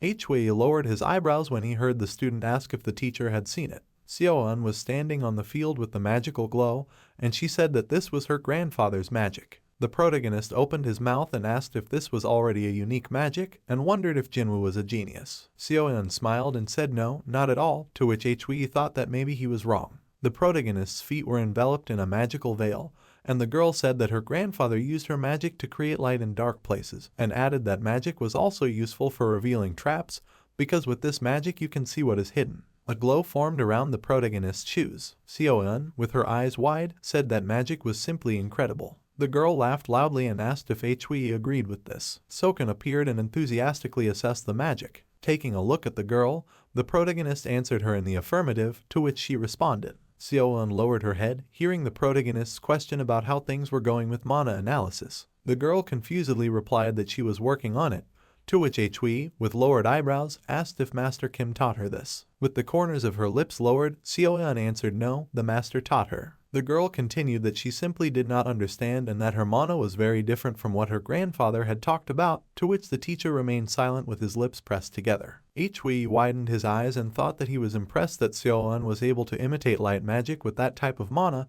and continued that the girl was simply a genius, a true gem. Seoeon clutched the notebook to her chest, and the protagonist thoughtfully told her not to get into such complexities. Extending his hand forward, Hui told the girl not to get hung up on the concept of light and shadow and to think of it as a separate element. Since Seoeon was good at basic magic, to which she hesitantly replied that it was different from basic magic. Hui lowered himself down and extended his hand toward the ground. The protagonist lowered his head and said that the application part was the same. Pointing his hand at the hole in the ground, the protagonist asked Seoeon to try filling it with water. Hearing the teacher's question about whether she could handle such an easy task, the girl, with her mouth wide open, hesitantly agreed. Putting her hand forward, Seoeon created many streams of water. Hui told her to boil it now, and the girl, with her mouth wide open, did so. Hearing that she needed to boil the water even more, the girl closed her eyes. From the power of her magic, the water transformed into fire, and the teacher stopped her. Looking at the burning hole, Hui asked if she now understood, to which she remained silent.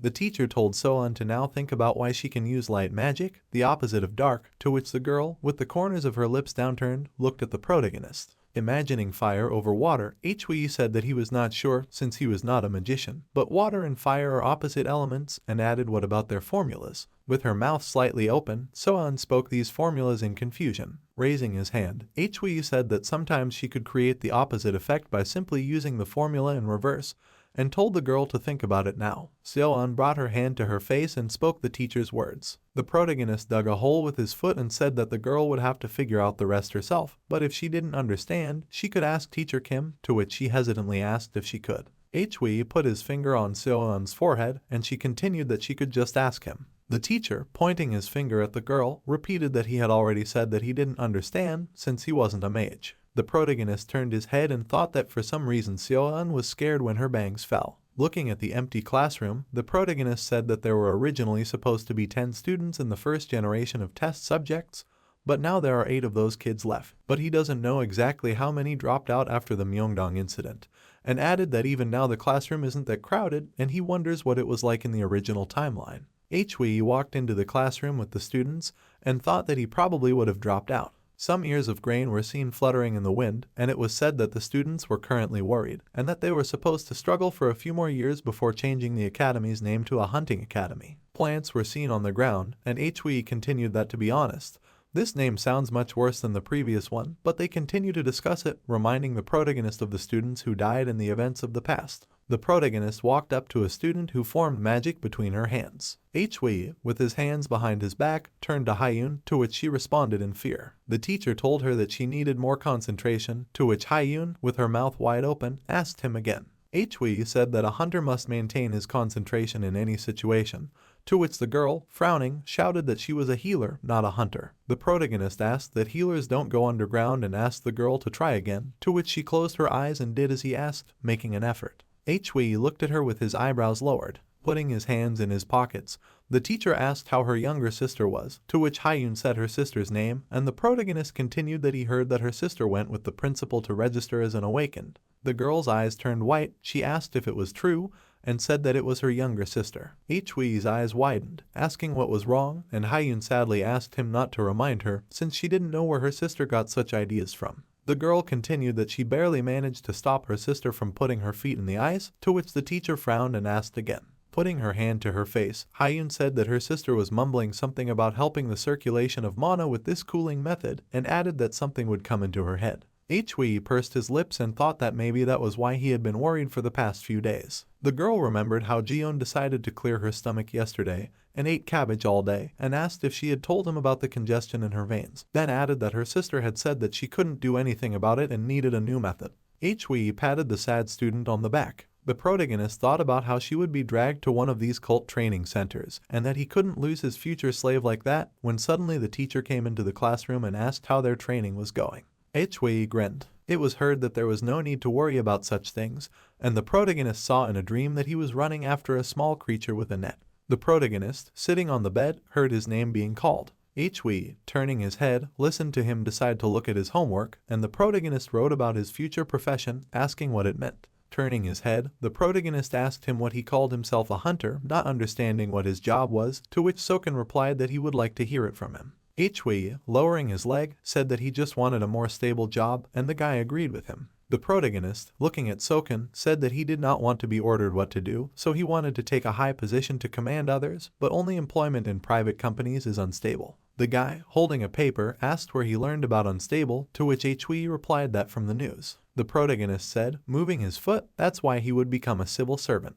The protagonist, looking to the side, said that he wouldn't be president, it was too hard for him, he liked the job of a manager who shifted responsibilities to others. Hui, exhaling, said that he had heard that the salary of a civil servant was low at first, but there was nothing to be done, you couldn't achieve everything at once, and Soken was at a loss. He held his hand to his face. Stroking the protagonist's head, the guy said that it was good since he wanted it so much. Hui, sitting on the bed, listened to him say that he would do everything to make his dream come true. The back of the protagonist's head appeared, and he could be heard being addressed. Looking at Hui, Hunter Jiyeon asked why he didn't enter the academy, and the guy answered because he wanted to be a civil servant, not a hunter. The girl, opening her mouth wide, said what nonsense, and does the gentleman know about it? She raised her hand and suggested going to a friendly sparring match, which the guy declined, saying that he had an exam next week. Jean, smiling brightly, said that hunters don't need exams. Holding the backpack with his hand, Hui said that then he would be as stupid as she was, which made the girl angry. The protagonist looked at his watch and said that it seemed like they managed to clear the dungeon, but not without difficulties. Putting the papers on the table,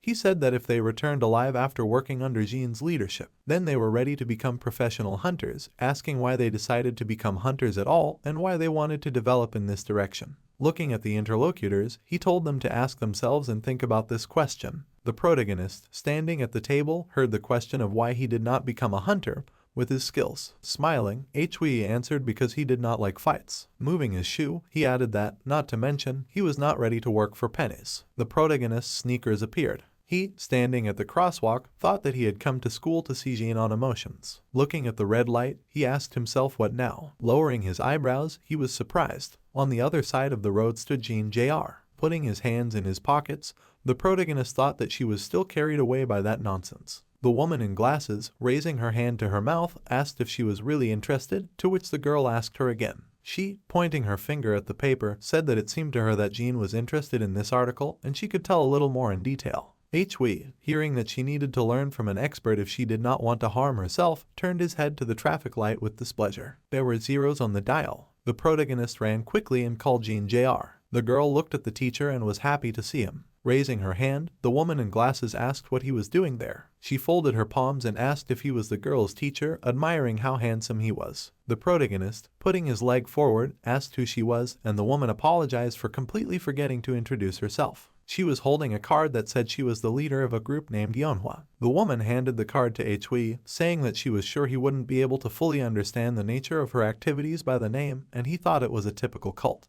The protagonist, standing next to the younger Hui, listened to Yeonhwa say that they hold various events for children, organize volunteer work, summer camps, adding that many people are experiencing difficulties because of what is happening in the dungeons, and they can also advise and help. With her mouth slightly open, she said that people come to them with a request like the protagonist's, to which the guy clarified from her. Stretching out her hand, Yeonhwa continued that adults who work with children often come to them, and they think about how best to help their wards. Hui, holding the card in his hands, listened to her know that no one in this world can be trusted, but she assures him that he can trust them. Pointing to the card, she asked if he saw the inscription of the Gengi branch, saying that their branches are scattered throughout the country and also sponsored by the government. The protagonist began to lower the card. Putting it in his pocket, he turned to Jeon Jr. Looking at her, the protagonist asked if her sister told her to return home immediately after classes, and she became upset. Pointing to the road, Hui added that she should not be distracted by all sorts of nonsense and let her go where she was going. Jeon the younger, glowing with a green aura, said goodbye. Yeonhwa, with her mouth slightly open, heard that he thought that she would not let her go, and asked him again. Adjusting her glasses, she said that if he heard a few good words, he would be able to help her. Seeing how the woman put her hand in the bag, Hui thought that a school teacher was a better catch than a 16-year-old girl. Yeonhwa, pointing to the tablet, told him to look at their association. Looking at it, she said that all these companies sponsor them and believe that they work for the benefit of people. Lowering his eyebrows, the protagonist thought. He, looking at the woman, said that to be honest, he is not a teacher. Looking to the side, the protagonist continued that it so happened that he became one and did not finish who he originally was. Yeonhwa, hearing the question of whether she had heard of the preparatory school for future hunters, a place where young ones are trained, lowered her glasses. The woman, raising her hand to her chin, interrupted and said that she had seen it on the news, asking if he taught there. Hui, sighing, answered in the affirmative and added that considering how much responsibility he had, it was not such an easy job. Clenching her fist, the woman said that she knew, and he must have been through a lot, and asked if he was a hunter too. The protagonist, looking at the woman, said that he did, but his rank was low, to which Yeonhwa replied that oh well, the main thing was his dedication to his students. She, turning off the tablet, offered to drink a cup of coffee. They walked along the road, and the woman said that he would listen to her and learn about how to train his charges. Yeonhwa, looking at Hui's open mouth, thought that he was a newbie and a low-ranking young hunter. While drinking coffee, she thought that it had been a little over a month since he became a model school teacher. The woman, smiling maliciously, said to herself that he was still embarrassed to hear himself addressed as a teacher, but it was obvious how much he cared about his students. Looking at the cute protagonist, she told herself that someone who cared about their students and was directly connected to the hunter tracking them was a great prey. Hui stood in front of Soken and said that it was the National Society for New Minds and Spirits, to which the interlocutor asked him again. Taking the business card in his hand, Soken asked where the protagonist got it from. The protagonist, lowering his eyebrows, said that a woman on the street gave it to him, and added that he met her while she was talking to Hyun's younger sister. Soken, raising his hand with the business card, asked again if he was talking about Jeon, to which Hui confirmed his words and said that she needed to be watched like a hawk, and asked if the interlocutor shouldn't be keeping an eye on her. The guy answered that technically, he was more of a trusted guardian, to which the protagonist, lowering his eyebrows, said that he was, nevertheless. Recalling the image of the woman in glasses, the protagonist thought about how she was very happy to hear that he was worried about the mental state of the children, and that she even gave him a lecture plan and offered to come to them during his free time. Raising his eyebrows, his partner asked if Hui wanted to contact those, what's their name, and the interlocutor reminded him that it was the National Society for New Minds and Spirits. Opening his mouth, the protagonist said that this was true and he wanted to talk to them, adding that since he had already talked to that madam, someone else could go. Hui continued that it could be a teacher like him, to which Soken, with his mouth wide open, was surprised. A device on the protagonist's leg appeared, and he said that he was currently on probation, and the interlocutor replied that if he went without warning, then there would be problems. Hearing Soken say that everything was fine now, Hui's eyes widened and he wondered if the other man trusted him too much. The protagonist lowered his hands and remained silent, to which Soken asked if there was something wrong. The teacher turned his head and said that everything was fine and he just didn't think he was good at that kind of thing. The other man asked what Hui was talking about, and he lowered his head and replied that he was collecting information, searching, and all that. Soken leaned back in his chair and asked why that was, to which the protagonist replied that he could because he had no talent.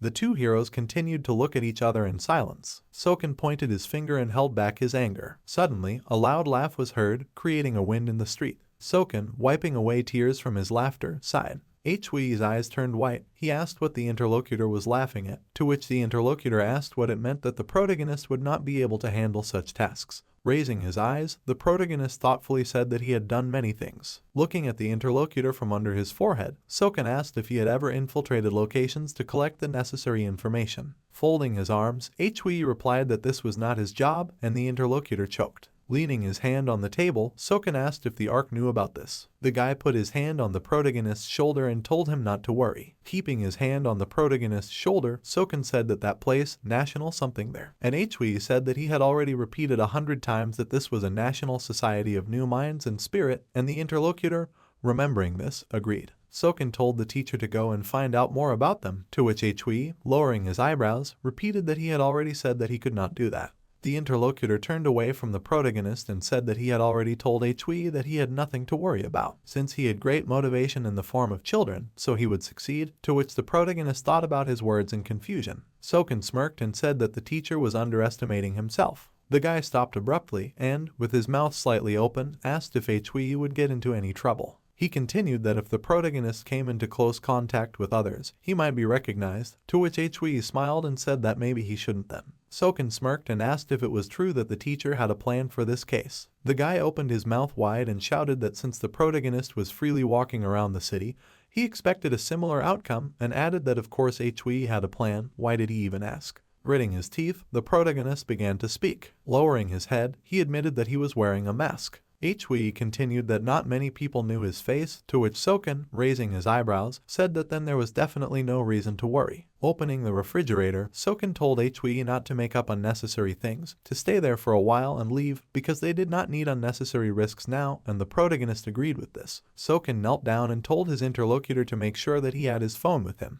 The guy looked for something in the refrigerator, asked if his partner was a dinosaur, and how it happened that he did not have a cell phone, then asked what Hui does in his free time. The protagonist lowered his head and replied that he was preparing a curriculum, to which the other asked him again. Frowning, Hui asked how someone could teach children without a lesson plan, to which the other asked in confusion. The protagonist widened his eyes and shouted that the children needed to be told in detail about the weaknesses of monsters and how to carry out a purge, to which Soken replied that he was not good at explaining things. The protagonist's eyes turned white and he asked if his partner thought that others were so good at this, to which he replied that he had completely forgotten about his plans. Watching Soken run towards the door, Hui said that he was not finished yet and thought that he was the director. Why the hell was he running away? It was said that a training purge was taking place in the dungeon that day, and near the small building, someone was heard asking when they would contact him, and he was told that after the training was over. While examining Hui's leg, Yimin worriedly asked why he was so calm as always. The protagonist stood with his arms down, and the girl said that he was not wearing any armor at all. Frowning, she asked Mr. Hui to speak frankly with her. Holding the device on the protagonist's leg, Yimin asked what his rank was, and added that even if he awakened illegally, there should be some idea of him. Smirking, Hui asked if she had seen his license, and said that he was a D rank, to which the girl was seriously indignant. Lowering her head, Yimin said that of course, this was the only way to not arouse suspicion. With the corners of her lips down, Hui continued to listen to how Maseong had to put in a lot of effort to fabricate all the documents related to his past. Sitting in front of Yimin, the protagonist asked what kind of person Misan was that she could create someone's life in a couple of days, to which the interlocutor replied that she had once been interested too. Remembering how Misan had told her that it was better for the girl not to know who she was, Yimin said that was her answer. Looking at the device on the protagonist's leg, the girl asked if he thought the children would pass the training. Crossing his legs, Hui replied that the guild had cleared the dungeon in advance, and if they couldn't pass it, then they should think about whether they really wanted to become hunters that badly. Letting go of the device, Yimin said that the protagonist had never taught the children how to choose a squad leader, to which he asked if she knew how many of them had already been to the dungeons and why they needed to be taught. The girl heard that some of the children had been in the guild as well, and, remembering this, she raised her hand. Hui closed his lips when he heard that Hansung and Hyunwook knew nothing about the cleansing. The protagonist asked about Hyunwook, to which Yimin widened her eyes and asked him again. The girl asked if the protagonist knew that Hyunwook was also from the guild, to which he smiled and asked if she was serious. Remembering the image of Hyunwook, Hui wondered if that pig was really in the guild. Grinning, the protagonist thought about how, despite the fact that Hyunwook was a victim, he acted like an idiot and got injured for it. Yimin removed the device from her leg and said that everything was ready, and in response to this she received gratitude. Closing her eyes, the girl said that she was leaving the children with Hui. Grinning, the protagonist remained silent. Standing in the company of the other students, Seo-eun called out to the protagonist. Looking at Hyunwook, Hui thought that he was a damn bastard and a little pig. The protagonist grinned evilly and told the children to go, thinking to himself that this time he would make sure that Hyunwook behaved like a human and not like an animal. A young girl holding a tablet greeted him and introduced herself as Soyeon. She represents the Dungeon Department of the Ministry of Internal Affairs and Security of South Korea. The protagonist had sweat on his face. He shook his hand and said his name, to which Soyeon replied that she was glad to meet him, asking if he had prepared the documents for the raid. Taking out the paper, Hui said that it was a report on the cleanup of the dungeon, as well as his license and the licenses of his students. He, lowering his head, thought that she looked familiar. Looking at the way she held the tablet, he continued that it was as if they had met somewhere before. Looking at the smiling protagonist, she asked if everything was okay. Hui, holding his sword tightly, replied that he was just a little nervous about the raid, and the girl said that Hunter Hong had praised the trainees' skills,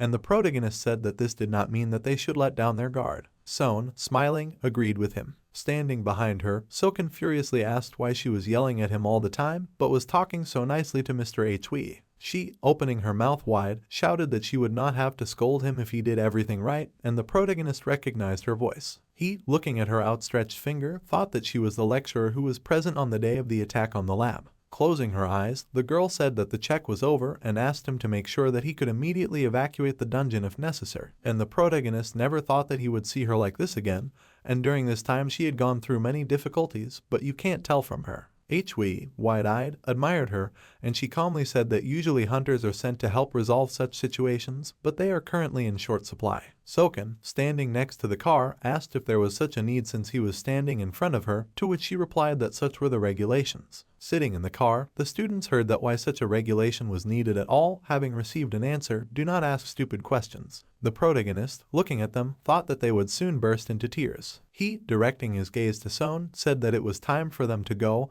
and the girl answered positively. The protagonist, bringing the radio to his mouth, said the date and the dungeon number. Looking at the portal, he said that 9 participants were ready and introduced himself as instructors in the training of hunters. The students appeared and Hui said their names and the current time, saying that they were entering the dungeon. The protagonist, lowering his hands, turned to the students. Placing his hand on the god, he continued that he would not be providing any assistance and that the evaluation would depend on their personal contribution during the cleanup. One of the students raised his hand and asked if he could clarify how the results of this test would affect them. Hui, with his mouth wide open, said that if they had low scores, they would have to personally talk to the principal and also attend remedial classes with him. Looking at the surprised boys, he continued that the lower their score, the more often they would meet with them in additional classes. The protagonist turned around and said that he was leaving them here and that they were on their own now. The gentleman walked through the trees. One of the students, his eyes wide, asked what they should do now. Their boots appeared and someone continued that they were told that the healer should be in the center, and it was heard that first of all they needed to destroy the core of the dungeon.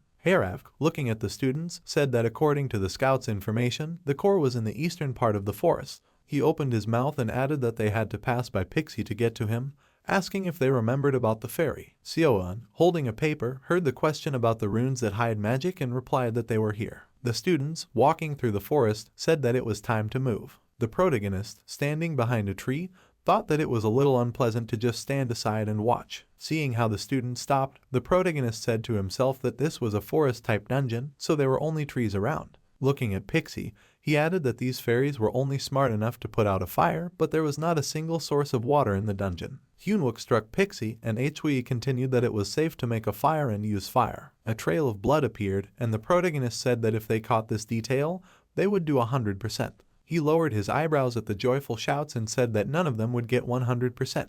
Pixie opened his mouth in anger. Hansung swung his sword and hit a fairy. The students fought back and Hyunwook shouted that they were surrounded. He grabbed one of the fairies and told the mages to use a shield. The students raised their hands. Seoyeon was covered in a blue aura. Hyunwook, holding his weapon, shouted for them to finish them off. Hansung struck Pixie several times. The students put their hands on their hips and Hyunwook told them to double-check that all the monsters were dead. He narrowed his eyes and added that this was their third battle and asked how they were doing with the rune papers. Seoyeon, wide-eyed, replied that they had already checked, there was no problem. A path was visible and it was heard that they would soon reach the core, and according to the intelligence, soon. The protagonist, peeking out from behind a tree, heard that no one ruled out that the location of the core in the C-rank dungeon could change at any time, so they couldn't let their guard down. The students, walking along the path, said that it seemed much easier than other dungeons. Looking at Seoyeon, Hyun asked if she had been in dungeons before, to which the girl replied that she had been with her grandfather, but they had only protected a rank ones. Sungjin, lowering her eyebrows, said that she had followed her teacher to the C-rank dungeon as a training exercise. Seonyeong, with his mouth wide open, listened to how it didn't stand out in any way,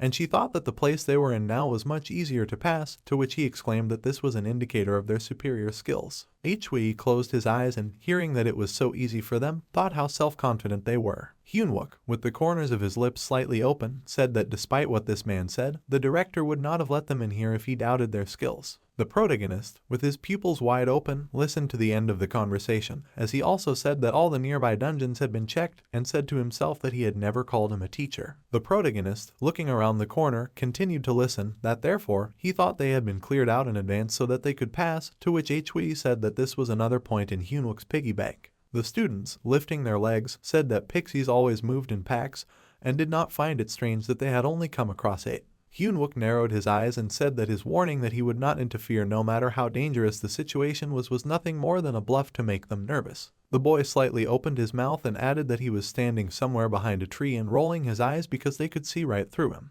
The protagonist, with his hands in his pockets, came out from behind the tree. He lowered his eyebrows and said that since they thought the dungeons were easy, then why not increase the difficulty level? The protagonist, looking at their backs, thought that he would teach them to watch their language. The boy stood in the middle of a burning city and was told that unfortunately, most tragedies in the world begin in dungeons. A man approached the boy and turned to him, asking if he was okay and if he had just woken up. The man smirked and asked the boy's name. Looking at the ruined building, the boy replied that his name was Hyunwook, to which the man said that they would now be acquainted. As the boy looked into the distance, the man introduced himself as the guild leader and asked if he would like to join them, adding that it was stupid to waste his ability since the boy needed to learn how to use it properly. The guild leader smiled and said that he would not charge for training. The boy held up a piece of paper, and the man said that he would simply learn new skills in their guild, and in the future he could become a hunter. The leader narrowed his eyes, and Hyunwook thought that it took him only a short time to understand the meaning of the man's gaze before everything around him turned into hell. Adult Hyunwook stood with the corners of his lips downturned.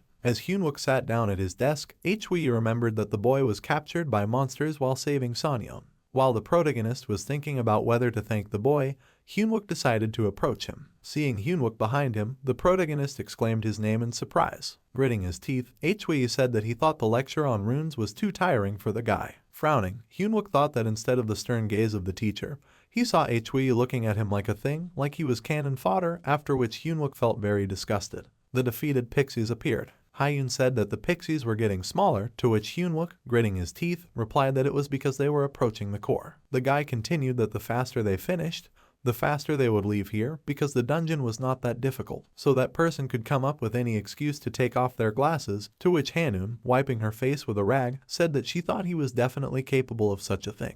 The girl's eyes turned white as she asked if her teammates had seen the man laughing while they were rolling around in the mud, adding that after she had run for so long he had said it wasn't enough, she felt like punching him, to which Sonan replied that they all wanted to punch him. The girls followed Hyunwook, and Hanainen said that she had once asked the principal if they could at least slow down a little, to which the boy replied that given the principal's personality, he didn't think he would listen. The girl opened her mouth wide and shouted that there wasn't even a place to take a shower and that it was terrible, to which Hyunwook asked if she had said that too, to which he had replied in the affirmative. Frowning, the boy asked if he had replied that the girl wasn't going underground to live in luxury, to which Hanainen replied that that was exactly how it was. A tear rolled down the girl's face, and Hyunwook continued that the director also said that she would see worse things when she became a hunter, so there was no need to make a fuss over dust on her clothes. Hanun, with her eyes closed, shouted that it was true and that she felt like crying, to which Seoyeon asked her to wait. The heroes looked at each other in confusion, while Seoyeon asked if they heard anything. A loud squeal of flying pixies was heard, and, drawing their weapons, they took up positions. Through this squeal, Hanun and Hyunwook swatted away the pixies.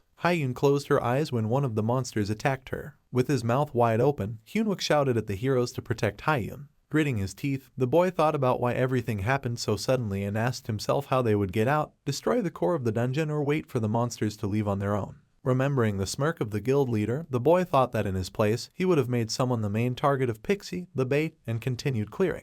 Looking at Hyun, Hyunwook continued that he would have made her the sacrificial lamb, because even if these were other dungeons, healers did not play a special role, they were just ballast with poor physical abilities. The boy's silhouette was enveloped in a red glow, and he, thinking about his words, realized that not long ago, the victim thrown in front of the monsters like this was him, and what was he thinking about? Hyunwook, opening his eyes, heard his name being called. Pixie's claws approached the boy's eye. Suddenly, the silhouette of a screaming monster appeared in the boy's eyes. Surrounded by blue magic, Hui said that the heroes were already very exhausted. Lowering his eyebrows, the protagonist said that it was a normal raid. The protagonist asked if Hyunwook would pull himself together, to which he stood with his mouth slightly open. The guy lowered his head, and teacher Hui called out to him again. The protagonist, gritting his teeth, exclaimed in fear at what he saw. The pixies were pulling Hyunwook's hair, and he was screaming. The protagonist gave the command to Jinwoo to use the shield, to which he, raising his hand, began to do so. Sunyoung, with wide eyes, set the direction to 11 o'clock. Then the teacher commanded Hanunyoung and Hyun to fight against the pixies together.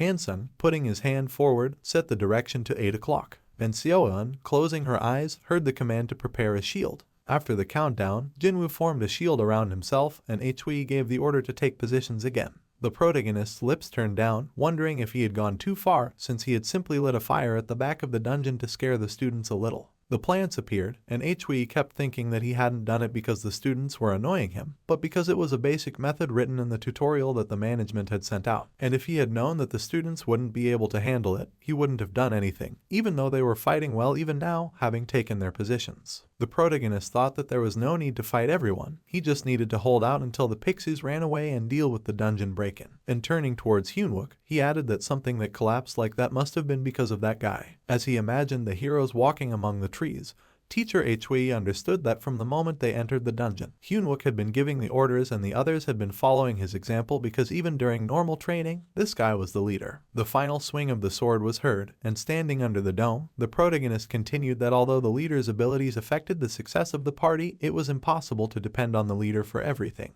The protagonist continued to look towards Hyunwook. Getting into the car, Hui said that the dungeon expedition had failed, which Seokyeon was unhappy about.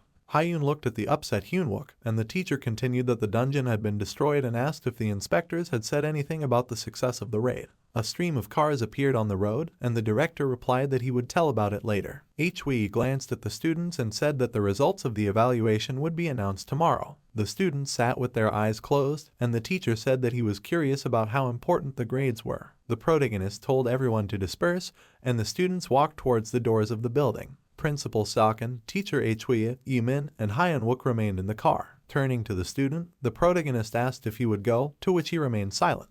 Hui sighed heavily. The protagonist asked to talk to the student, after which Seokyeon and Yimin got out of the car. The rays of the sun reflected in the rearview mirror, and the teacher asked Hyunwook to tell him everything. The student remained silent, lowering his head. Frowning, Hui said that he would not ask anything, but if there was a problem, it would be better to solve it quickly. Clutching his pants with his hand, Hyunwook began to speak. The boy began to cry and said that he could not become a hunter. The kitchen was visible during the day. Hyunwook frowned and asked what it was. He looked at the boy and thought that he came because, according to him, the matter was urgent. Seokyeon, holding a bag in his hand, turned to Hyunwook and said that only he could look after him, to which he asked who this kid was. Taking hold of the strap of the bag, the boy's father said that it was his son, and the boy asked where he stole him from, receiving the answer that no, he had been his son for several years. As Seokyeon left, he said that he would try to return quickly after the cleanup, and he would take care of him in the meantime. Hyunwook's eyes turned white when he heard that Jiyoung was also in a dungeon abroad, so the matter was bad. The little boy's father, winking, said that he remembered him later, and after learning that he had cleared in a ranked dungeon, he added that considering his character, he thought that he would be able to handle the child. Seokyeon held out his finger and said that he would find his credit card on the table and that he could spend the money on whatever he needed, to which Hyunwook clarified that he thought he would agree. Smiling broadly, the boy's father replied that he had no choice. Before Hyunwook could raise his hand, he heard him say that he would take care of his baby. The boy scratched his head in confusion. Looking at the boy, he said that he was his student and asked his name. The guild appeared, which Hyunwook founded 2 years after graduating from the academy, which everyone in the city was talking about for only a year, and he was incredible. The leader narrowed his eyes and did not finish. The founder of the guild bent over, coughed, and said that he was already feeling better. The boy, holding out the bottle, offered him a sip, to which the leader replied that everything was fine. Watching Hyunwook drink water, the protagonist thought that he was one of the most famous hunters in Korea and the head of the guild. Hui, closing his eyes, was perplexed. Hyunwook, wiping his mouth, asked if he was from the management agency and what his name was. He, looking at the grinning guy, asked if they had met before, to which the protagonist replied that he was glad to meet him, and, having said his name, finished that he saw him for the first time. The head, opening his mouth, said that he had heard his name somewhere before. The protagonist, smiling, said that they were already behind schedule, it was time to go, and Hyunwook did not understand what such a rush was for. He, holding the bottle, said that he would take care of everything. The guild head began to drink something. Hui, with his mouth wide open, realized it was alcohol and shouted that he was crazy. They had already passed the gate, and Hyunwook offered him a sip, and the guy refused. Holding the open bottle, Hyunwook said that his brain doesn't work well until he drinks. Smiling widely, he added that this is why he always takes alcohol before a raid. Putting it in his sweater, the leader said that they should finish quickly and then they can drink together, which shocked the protagonist, saying that next time he would just quit. Hyunwook, holding his head, cried. Hui, sitting in the car, wondered how much longer he could whine. Smiling, he called the guy. The guy, choking on tears, said that he was not worthy of being a hunter. The protagonist, holding the bottle, told him to take it, take a sip and calm down, and the guy thanked him. Looking at the street, the protagonist thought that there was nothing wrong with tears, it was not shameful, but in fact, he could not stand people who only whine, thinking that this was enough for forgiveness, and did not even realize their mistakes, and if he were an employee of the management agency, he would have scolded him severely. Looking at the guy, Hui said to himself that there was a reason why he was soft with him now. Opening his mouth, he asked why he thought so, and understood that he had to raise a real person out of him. Hyunwook, holding a bottle, began to say what he heard,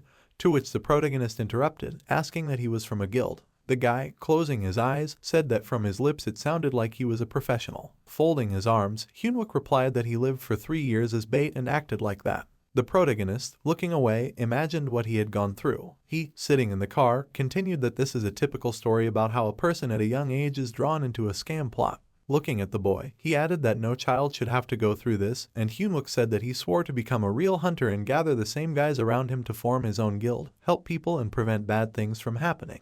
Imagining how they were attacked by pixies, he added that an idea came to his mind. Looking forward, he continued that you can use those who are useless in battle as bait. The boy, lowering his head, said that he hated the guild leader and he thought so before until he did the same thing. Gritting his teeth, he said that it was disgusting. Hui, looking at the boy, said that he knew someone. He grew up in the same conditions as the boy, thinking that they should use a different approach, different from the one Sohan had. The protagonist, lowering his eyebrows, said that he could retell his own story from the past, judging by the fact that he said nothing. The protagonist, sitting in the passenger seat, said that like him, he signed a contract in his youth, not knowing that it was possible to live differently, and eventually escaped thanks to the help of one kind person, adding that the guy also wanted to help people just like Hyunwook. Turning around, Hui said that his situation was very similar to the guy's situation. Closing his eyes, the protagonist added that he faced the same difficulties, thinking that the guy was him. Standing behind the adult Hyunwook, knowing his story, the protagonist could better understand him, that he was never able to get rid of the shackles of the past, and that old guild, the disaster in Myeongdong and memories of school. Remembering how Ji-yeon looked at him, he asked her how she managed to shut him up, was it a special approach, and thought that she might not have warned him, told him about the past, and now he feels like a bad person. Hui folded his arms and said that it was funny. Hyunwook showed up, a guy who used to crawl around drunk,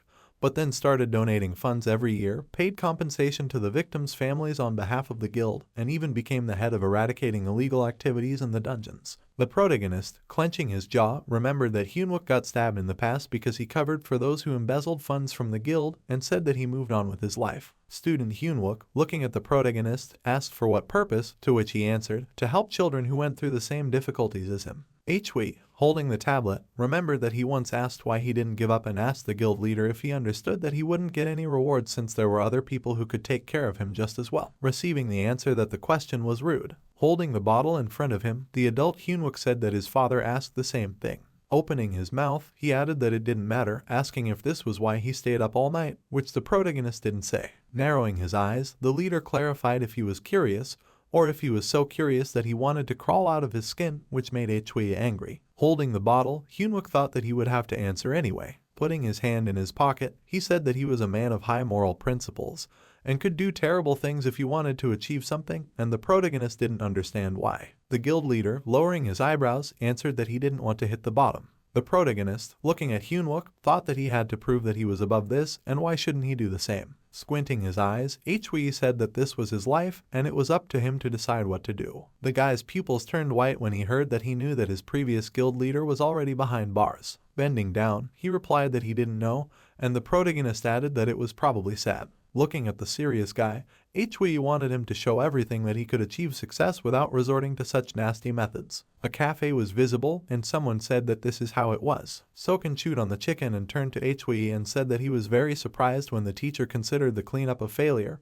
because if the students could not clear even a weakened dungeon, then they will not become hunters. Taking a fork in his hand, the protagonist asked if the principal thought that the guy should undergo counseling, to which Soken asked if he was talking about Hyunwook. Raising his hand, the protagonist said that he was not only talking about Hyunwook, Hyun was bait, and added that the students were under a lot of stress. The teacher continued that he thinks that the students should at least go to a psychologist once to assess their condition, to which Soken thought, licking the bone. Throwing the bone on the table, the principal said that he would be honest with Hui and added that psychotherapy and counseling are good. Soken asked about the chances of the therapist being awakened, to which the teacher lowered his eyebrows and asked him again. Raising his hand, the director said that it was not something impossible, since the hunter could go berserk during the consultation, and asked about the chances of an awakened specialist being able to subdue the hunter. Hui looked at the interlocutors in confusion, and Yemen began to speak. The girl said that a couple of years ago, as a result of an incident, the doctor was killed by the hunter, who had a panic attack during the session, and the protagonist looked at her with the corners of his lips down. Soken took a piece of meat in his hand and said that the hunter did not do it on purpose. A newspaper appeared with the news that the hunter killed the psychiatrist, and it was said that after that, real problems began.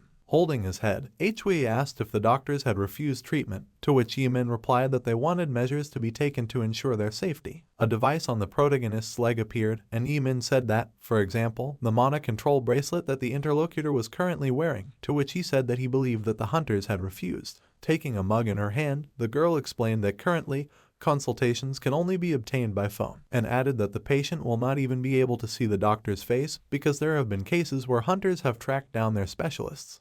Hui thought about her words and remembered how he sat opposite the specialist with his legs tucked under him. Resting his head on his hand, the teacher thought that he could have attended consultations before he woke up, and Soken said that this way it is impossible to provide the necessary treatment, so the hunters have stopped asking for consultations. Frowning, Hui said that they were still kids, to which he was asked if it was true that everyone had licenses and were all above D rank. Licking the bone, Soken muttered that they wouldn't be able to get help. Throwing the bone onto a napkin, the principal said that if it really was an incredible shock, Hyunwook wouldn't have followed him, adding that there was no need to worry about it so much. Around the empty tables of the cafe, Hui could be heard repeating that the hunters were still kids. Raising his mug to his mouth, Soken said that he understood his concern. The principal's lips were foaming, he remembered something, and said that he had something to discuss with that organization. Opening his mouth wide, Hui repeated the name and asked if it was about time he remembered it, to which Soken asked if the teacher had said that they were trying to lure him in with child psychology or something. The protagonist's eyes turned white at the principal's words, and Soken said that since he was going there anyway,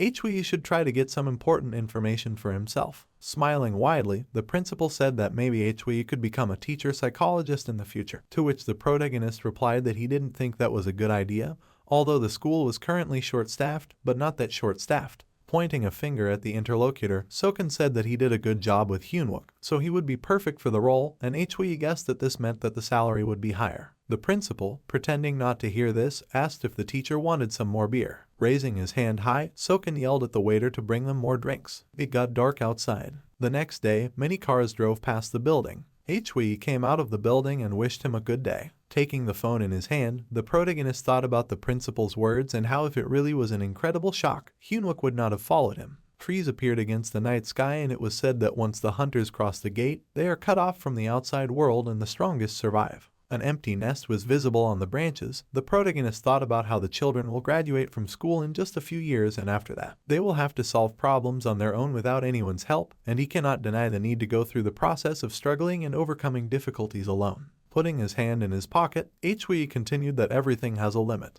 Holding the phone in his hands, the teacher thought that he did not expect him to be so considerate and think about the children much more than Hui himself. The phone screen showed the news that Korea's best hunter was once again saving his country. The protagonist looked at the column that told the story of how to go from an outstanding newbie to the strongest hunter and thought about it. Looking at the phone screen, the protagonist thought that the news was full of nonsense. Hui started dialing the number on the business card. After a few rings, someone greeted him and introduced themselves as the leader of the group from the National Society for New Research and Spiritual Awakening. And the protagonist greeted him back and said that he was the teacher she met, to which Yeonhwa happily exclaimed. The woman said that she knew he would call, and where else would she find someone as experienced as him, to which Hui frowned, thinking that she had only met him once. The teacher walked past the buildings, and Yeonhwa continued to say that there was a meeting for the children who were traumatized after the dungeon, and asked if Hui would like to attend if there was time. The woman said that she was sure that the teacher would make a great contribution and asked his opinion on it, to which Hui held his hand with the phone away from himself and thought that he was not sure if this was the right decision.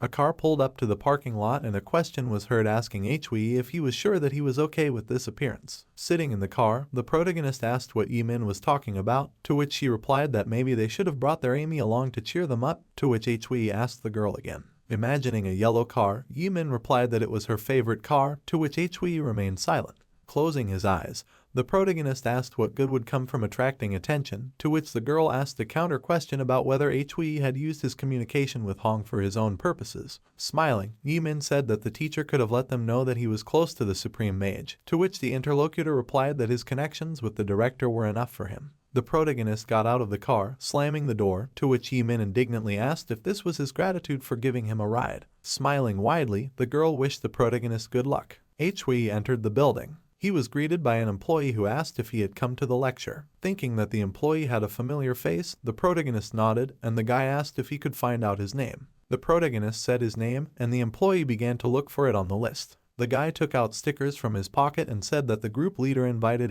Hui here. Smiling, the employee handed the protagonist a sticker and told him to go to a small auditorium on the second floor and also to stick the sticker on his phone case and show it when he entered. The protagonist looked at the guy in bewilderment, with the corners of his lips turned down. The employee asked if something was wrong, to which Hui, smirking, replied that nothing was wrong. Taking the boy by the shoulder, the protagonist said that he looked like someone he knew, to which the boy replied that he understood. Frowning, Hui thought that this boy didn't just look exactly like his friend. Imagining the face of the employee, the protagonist realized that it was the same person. Remembering how little Hui read a book in the room with the number 3, the protagonist thought that he wondered where the number 3 went after the unsuccessful end of the tests, and wondered if he had really been here all this time. Hui introduced number 3, who was the oldest child in the lab. He was 15 years old at the time. The boy had a crown hanging over him, and the protagonist continued that since he was in the lab, the decision was made to end the experiments at 13, and number 3 was the oldest. The protagonist, with his eyes wide, thought that he stayed even after that because he was a good child who, according to the director's instructions, managed to handle the younger ones, or perhaps it was because the director did not like Hui and did not want him to manage the children. The protagonist, raising his hand to his mouth, said that as the eldest, he incited the children to commit misdeeds. The children's room appeared, and he said that shortly before his 16th birthday, number 3 disappeared. The protagonist, with his hands at his sides, said that this was an unfortunate turn of events, and with his departure, no one was holding him back anymore. Hui, lowering the corners of his lips, continued that they were not on very good terms, but he had managed to become attached to him. Looking at number 3, he said to himself that he never thought he would meet him again. The commentator, standing on the stage, said that each child is a unique individual, so there is no simple answer and everyone should remember this. One of the conference participants opened his mouth when he heard a question about what was important to talk about with children, and he answered that it was about love and patience. The commentator, holding the microphone, said that was true. Hui, folding his arms, heard a proposal to split into groups to have a discussion, did not understand why this was even useful. The protagonist, in a purple aura, wondered if people would be confused if they started chatting about strange things from the very beginning. Approaching the teacher, a woman in a green t-shirt said that she had not been here for a long time, to which she replied that she had been busy with work, had not had a free minute. The protagonist, lowering his eyebrows, thought that these people were somehow connected with the Ark, and this is the method used by cults to increase the number of believers, realizing that a lot had happened lately, but was proud of the diligent students. That woman raised her hand. Turning to the protagonist, she asked if he was new, receiving a positive answer. Hui, hearing that they hadn't noticed him at all, said with a smile that everything was fine with him. A discussion could be heard about the students and teachers, whether the government was somehow solving this problem, and the girl, looking at the protagonist, asked which classes he worked with, receiving the answer that he worked with the older ones. She, opening her mouth, said that she did too, and at this time the students were very sensitive. The bell rang. Hui, getting up, excused himself because he needed to go to the toilet. He walked along the corridor and thought about how he could get something useful for himself, and that he couldn't even confirm their involvement in the Ark. The protagonist, seeing the children, wondered whether he should talk to them. Lowering his eyebrows, he asked himself if he should find number 3, and he was sure that he was somehow connected to the Ark. The protagonist continued that besides, if the Ark was targeting him, they would find a way to contact him themselves, and the boy, standing behind him, turned to him. Turning around, Hui expected this from the cult, and the boy asked if he could help with anything. He, looking at the protagonist, asked if he liked the lecture. Looking at the guy's rounded eyes, the protagonist thought that he recognized him, and a little sadly, because they spent a lot of time together in the lab.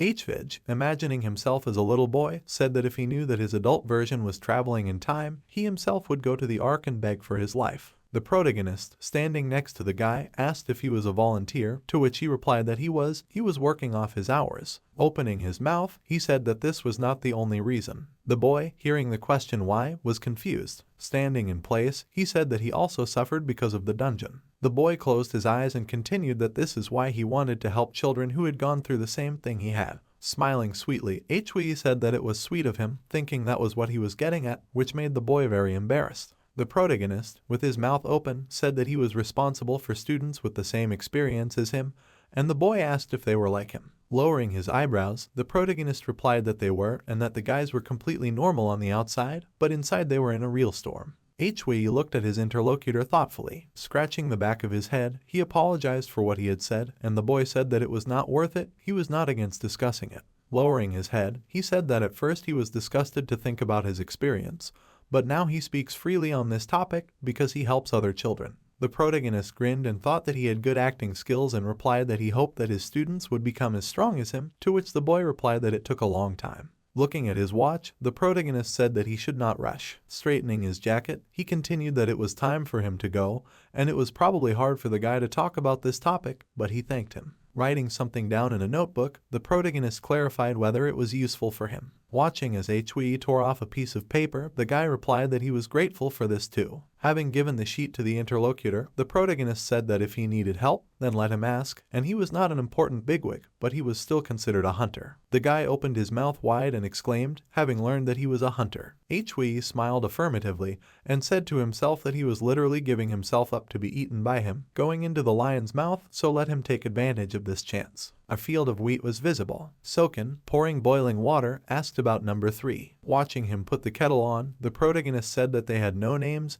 only numbers. Holding a mug, Soken asked about a younger brother or sister, receiving the answer, number 12. Squeezing his hand tightly, he thought that they were terrible. Looking at the interlocutor, the protagonist suggested that he investigate orphanages, and he heard that they had a sponsorship project. Looking at the corner of the room, he continued that some traces of the hasty removal of children remained in the training center, and if they were sent to different orphanages, it would be easier to avoid unnecessary attention, to which the man agreed. Putting his hand in his pocket, Soken added that he and Mrs. Kim should enter the dungeon in 2 days because there was an urgent message in Sokcho. Looking at H-Winnie, he asked to take good care of the students, and the protagonist asked for how long. Soken lowered his eyebrows and replied that if it was in a ranked dungeon, he could guarantee a week, but he had no information. The protagonist listened with narrowed eyes so that he wouldn't worry they would help him, and thought that wasn't Soken clearing a C-rank dungeon at that time. A house appeared and a conversation about the renovation of the building for the next year could be heard. The protagonist folded his palms and asked what about the mana control bracelet, since he didn't put it back on after clearing it.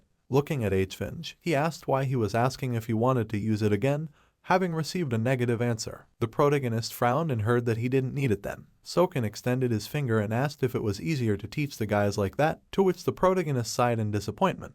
H-Finge looked at the steam from the boiling water and asked if he could continue lecturing according to the curriculum, which surprised the interlocutor. The protagonist said, opening his mouth angrily, that he gave them to him and asked him to look at them. Light came through the window and he could hear Soken read them, and the protagonist said that he was lying. A chessboard appeared. The sun was shining brightly. H-Wee remembered Sonen's words about the students listening carefully to the teacher and Miss Kim's words about how they would soon finalize the teaching strategy. The students were already sitting in their seats, waiting for the teacher to give them more instructions. Sonen raised his hand and asked the teacher when they would find out about the grades. The teacher stood in front of the board and thought about how he had been giving marks too picky. When he was sitting in the car with Miss Kim, she had told him that the teacher should not be too strict with them. She had added that the students knew what they had done wrong and he was not sure that they needed to be scolded at all. He remembered her lecturing him on how to teach, to which he asked what the next step would be. In response, Miss Kim hit the hero in the shoulder and told him not to make fun of her. The teacher's eyes turned white. The woman added that he should put on the clothes she picked out, reproaching him for wearing sweatpants in school. The teacher, putting his hands in his pockets, asked the students what the first thing to do when exploring the dungeon was. He, raising his head, added that they should not be afraid of making mistakes when answering. Hyunwook, raising his hand, answered that they needed to collect supplies. The other students, raising their hands one by one, answered the teacher's question, talking about training and collecting information. 2 cars drove up to the academy. At this time the teacher said that the students' answers were partly correct. Hui, raising his palm, answered the students that all their answers were links in an important chain and asked who was doing all this. The students sat with their hands folded. The teacher answered his own question, saying that the leader was in charge of everything and that the students had made 2 major mistakes. Misan opened the door to the classroom. The teacher added that the students had not chosen a leader during the raid. She stood there, smiling widely as the teacher continued to talk about the students' mistakes. The woman stood at the back of the room as the teacher continued to talk about the importance of choosing a leader even in the easiest dungeons, as well as coordinating the actions of the entire group. The teacher rolled his eyes and added that they had not actually failed the cleanup. He lowered his head and praised the students for being able to concentrate and not get confused. The teacher introduced Miss Kim, who asked him to praise the students, which he did. Nissan was still standing in the classroom as the teacher talked about how one must also think well in dungeons. The students sat in confusion when he asked them to think about their actions as a group leader. The sun was shining brightly outside, and Hui's words could be heard from the classroom, telling them to rest for a while and have a snack before meeting in the mage room. Only the teacher and Misan remained in the classroom. She greeted the teacher and said that they had not seen each other for a long time, and he responded in the affirmative. She smiled widely as she listened to the teacher's question about Miss Kim and Soken. She replied that she was glad to see him too, but she didn't like the fact that he asked her directly. The woman crossed her arms over her chest. The teacher asked if they were in the siren dungeon. She narrowed her eyes and asked him how he knew. The woman smiled as she looked at him, while he tried to find out if it was true. She turned away and said that they were indeed in the siren dungeon off the coast of Saksho. The teacher frowned as she spoke of the many casualties in that dungeon. Hunters and civilians were hanging in the siren traps in the middle of a rescue operation. The leader was Yeman, who later died. The hunter stood behind one of the sirens. He gritted his teeth, not taking his eyes off the siren, and couldn't understand why no one could move in front of this monster. The monster turned to the hunter, letting out a hypnotic cry. People who did not dare to pierce their ears succumbed to the influence of this hypnosis. One of the hunters approached the siren. Someone swung a sword. Blood spilled. Keeman knew that if anyone moved, the magic would subside. The hunter, entwined with vines, sat next to Keeman's dead body. This was only the first task of the agency. It was necessary to simply deal with the consequences of the tragedy of the siren nest. The woman, raising her eyebrows, turned to the teacher. She was no longer smiling and trying to understand what was wrong, but the teacher only thought that following the call of the heart would not be the most rational decision. Hui closed his eyes and only thought about the study, which was not originally planned, and most likely everything would be fine with Keeman and Soken. He sighed with relief. The woman stood with her arms folded again. He simply said that nothing special. She took a deep breath and stopped pestering the teacher with questions. The woman snapped her fingers to finally change the subject. The teacher, his mouth slightly open in surprise, listened to Misan's offer to join the guild. Rubbing her neck, she explained that she wanted to avoid unnecessary attention when announcing the runes and therefore first needed to talk about those that had the least impact. Extending her palm to the teacher, she said that being in the guild would make it easier for him to control the information, and if anything happened, the guild would take on the solution of all problems. He shook his head, saying that he was not interested. Nisan asked if he really didn't want to try, to which he responded negatively. The girl smiled and said that she wouldn't force him anyway. The guy bowed his head slightly. She put her hand on her belt and listened to the teacher's words about how he thought she was going to insist. She asked if he really wanted this. The hero shook his head in turn. The girl grinned, looking at him. Remembering the situation in which Hui fought the monster, she added that they needed to do at least something to preserve the guild's reputation. The teacher's pupils turned white because of the woman's words, who told him that they could decide anything in any case, as long as he didn't kill anyone. The teacher didn't understand why she was luring him to her in this way, but he simply responded affirmatively. Hunters on a mission in the siren's lair. One of them was walking along the vines. Soken, squinting his eyes, looked ahead. His medallion on his neck glittered. The students stood in front of the teacher in the classroom while he asked them if they had thought about what he asked them to do during the break, also adding that there was no such thing as a perfect dungeon and that they had to think quickly to come up with a strategy. He looked at the students and asked who would go first. The only sound was the ticking of a clock. No one wanted to go first. Hyunwook frowned, as the teacher said he knew he would be the leader and needed to pick a deputy. He turned his head slightly and said that Hansen would be the deputy since he already had experience in going through dungeons, to which the teacher responded approvingly. A chessboard was shown, symbolizing a dungeon. The white pieces on the board were hunters and the black pieces were monsters. Hyunwook looked at the board intently. The teacher said that the group had just entered the dungeon and the core was located in the eastern part of the forest. The student replied that they would start moving towards the center and would use the runes they had prepared right after entering the forest. Taking the knight figure in his hand, he said that the healer Hyun would be in the center between the mages. The student himself would be in front and Henson should stand behind. The student frowned, looking at the teacher, who was talking about the first obstacle in the form of a fairy.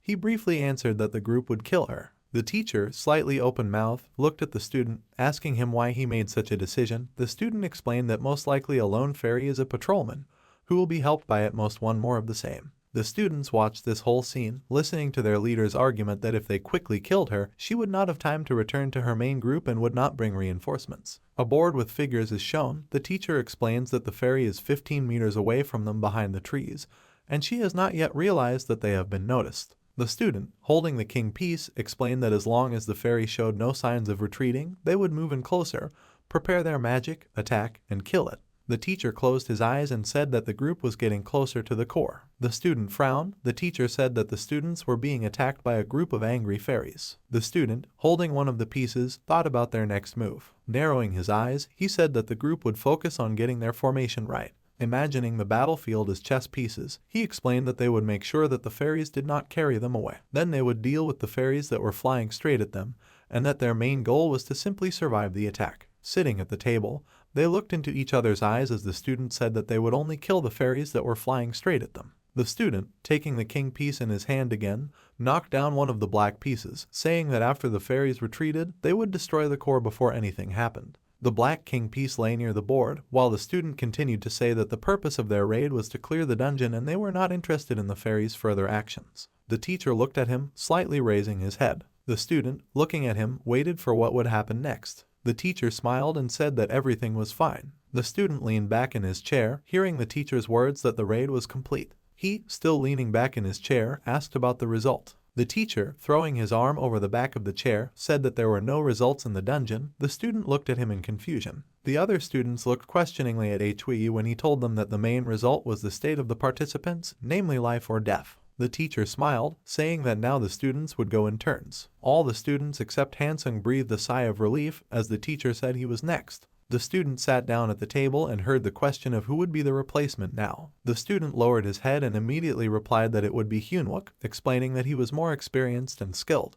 The teacher picked up a black figure and announced that the group had entered the dungeon. The student, with his mouth wide open, listened to the teacher's words about their group having encountered 6 fairies wandering around the city. Hansung, with sweat appearing on his face, tried to object, explaining that this had never happened in the dungeon they were in, to which the teacher replied that this was a completely different dungeon and he had not said that there would be anything similar. The student frowned, listening to the teacher say that no 2 dungeons were the same in the world. The teacher, putting his fingers to his temple, reminded him that with this lesson he would teach the students to use their brains and that there was no easy way to learn it. The siren flapped her wings. She flew into the air, causing a wave to form beneath her. Soken met her gaze while being drenched in water. He narrowed his eyes and thought that without Miss Kim, things would not have been easy. The siren used her hypnotizing skill, starting to sing. The hand of one of their group appeared. Soken remembered all those who died here because they simply underestimated this dungeon because of the sirens. This hunter was falling into the abyss. The headmaster of the academy knew that in 3 years, not a single hunter came out of here alive. The one who fell down was wrapped in vines, while Soken continued to remember all the details about this dungeon and those hunters who were devoured by the sirens. Miss Kim turned to look at the fallen one. He showed his hand in response that everything was fine. The lead hunter stabbed his spear into one of the sirens, thinking about the rune that could only muffle the voices of the sirens. He continued to look at that siren, thinking about Huija, because initially his goal was just to observe, but the hero was able to make everything more convenient. The protagonist and the hunter Soken stood in front of the board. A year had already passed since then, namely since the incident with the Ark and the school, because of which the hunter could not go to the dungeons. The director, covering his ears, tired of ignoring the pressure from the people from the government, he understood that under such circumstances, an experienced hunter would deviate from the course of training students, but even so, the desire to develop a training program came out of nowhere. One of the hunters was fighting a siren. Soken, thinking about the incident with the Ark, wanted to spend some time raising it. Smiling happily, he understood that 30 years old is the perfect age for his talent as a hunter to blossom. An S-rank hunter was attacked by one of the sirens. He struck the siren's paw with his spear. After flying a little, it dodged the next blow. The hunter tensed his legs. He jumped so high that the siren did not expect it. Soken, raising his spear, flew above her. He pierced the siren with his weapon. She fell to the ground. The other siren, baring her teeth, looked at this. She jumped and flew. The monster flew straight at Miss Kim. The siren was already very close. Soken rushed towards her to cover her with his body. The monster sank its claws into the hunter's back. One of the hunters just shouted his name. In the room, similar to a classroom, it sounded like everyone had become accustomed to the simulations over the past few days. Hui looked haughtily at the seated students and said that until now they acted in turns, but today they would try a different approach. So if after listening to the description of the situation, someone came up with a suitable plan of action, he should not hesitate to suggest it. He began to walk between the desks, explaining as he went that the monsters were inside the pixies, and Hyunwook grumbled discontentedly that 5 meters had fallen to the pixies. Hui began to talk about a passage on the floor under the starry sky and that after passing through the gate, they would find themselves on this plain where a forest was visible in the distance, but it was at least 10 kilometers away. Hyunwook raised his hand and asked if anyone knew the location of the dungeon core. Hui closed his eyes and tiredly said that this place had not yet been properly explored, and neither the dungeon core nor the squeak were visible on the plain, to which Hyunwook asked if there were any hiding places. Hui thought about the glowing eyes of the pixies and said that there were no hiding places. So as soon as the students stepped through the gate, it should be considered that all their movements were in full view of the monsters. One of the girls folded her arms and asked discontentedly what the weather was like inside the dungeon, to which the immediate answer was that it was clear and sunny there. The girl thought about it. Suddenly, she suggested starting a fire, which greatly surprised her classmates. The girl thought about the pixies and said that they rarely leave their territory, but they are wary of strangers and are smart enough to set ambushes or traps, and knowing this, crossing the plain directly is tantamount to giving the monsters an advantage. Hui looked at her carefully, listening to how if they set everything on fire with magic, the pixies, even with their ability to fly, will not be able to go far. To which he immediately interrupted her and asked about their squad and what if the fire is so strong that it destroys the entire forest? Will the team remain safe in that case? However, the student was not discouraged and said that they can simply temporarily go beyond the gate. The man froze and looked at the girl thoughtfully. She smiled awkwardly and then asked if she had said something strange. However, the teacher took a sticker in the form of a coin. He stuck it on the girl's forehead. She froze in surprise that there was now a sticker on her forehead. Hui gave him a thumbs up and said that the girl had done a great job. The students looked at him in surprise when the man asked what he would have to do if the girl collected 10 of these stickers. He wanted to tell her about collecting 10 stickers, but his attention was distracted by something. A yellow sports car appeared outside the window. Teachers immediately began to come out of their offices and greet Yimin. An injured woman was sitting behind the wheel of the car and asked Hui to go with her to the hospital. The man immediately approached her, asking if they had failed the quest to go to the hospital, to which Yimin replied that the quest had been a success, but then she hesitated, unable to continue her sentence. She breathed out the name Soken heavily. Hui immediately froze tensely, thinking that this simply couldn't be true. He turned to one of the hunters and apologized, since he had to go in first, so he asked him to make sure that the students returned home safely. Some time passed. The wind walked across the field, whistling through the dry grass. As he drove past the field in the car, Hui nervously thought about whether his uncle could have gotten hurt because of some sirens, and what the matter was. Yimin abruptly broke the silence, saying that she would say everything at once. She squeezed her scratched hand on the steering wheel and said that she was against it, but the man asked again. Then the woman yelled that she said she was against it. Hui was taken aback that she would yell at him about how anyone could do that and that she would rather die than work with his uncle again. She almost pressed her head against the steering wheel, saying that Sok Kyung was an absolutely unbearable person. Hui grabbed the seat belt and asked with unconcealed anxiety why they were going to the hospital. The woman tiredly ran her hair. She looked at her watch and checked the time, then said that it looked like it was just beginning and asked him to turn off his phone and go to any news site, since it would definitely be on the front page. He watched the news bulletin about politics and economics, where they were talking on the live broadcast about the Siren's Nest dungeon in Sokcho, Gangwon province, being completely closed. A man standing at the podium said that the details of the passage would be disclosed through the Dasan Guild. There were no casualties. The wounded were taken to the Dean Hospital and are receiving treatment. The man continued to say that in order to give the hunters, tired after the passage, time to recover, the Dasein Guild asked the journalists not to disturb him, to which the journalists began to take more and more pictures and ask whether Soken was seriously injured, to which the man asked them to refrain from asking for an interview. He tried to leave the podium, but the journalists shouted that there were witnesses claiming that Soken was among the hunters taken to the Dean Hospital, but the man said that questions would not be accepted. Some time later, at the Dean Hospital, Hui looked at the IVs in bewilderment. Soken, all bandaged, asked whether Hui should not have come all in tears. However, Hui looked at his uncle and said that he knew it was another pretense, to which he replied that it was the blood of the sirens, but he was really beaten up badly. Yeman admitted that it was her mistake and looked at the director sadly. She remembered the recent events and said that she had not participated in the walkthroughs for a long time and was nervous, and she also blocked her hearing, so she did not notice how the sirens got closer, to which Hui asked about the fact that she could not even put up a shield, and Soken covered her. He wanted to know why the woman was pouring out so much, but she laughed and admitted that it was not for that reason.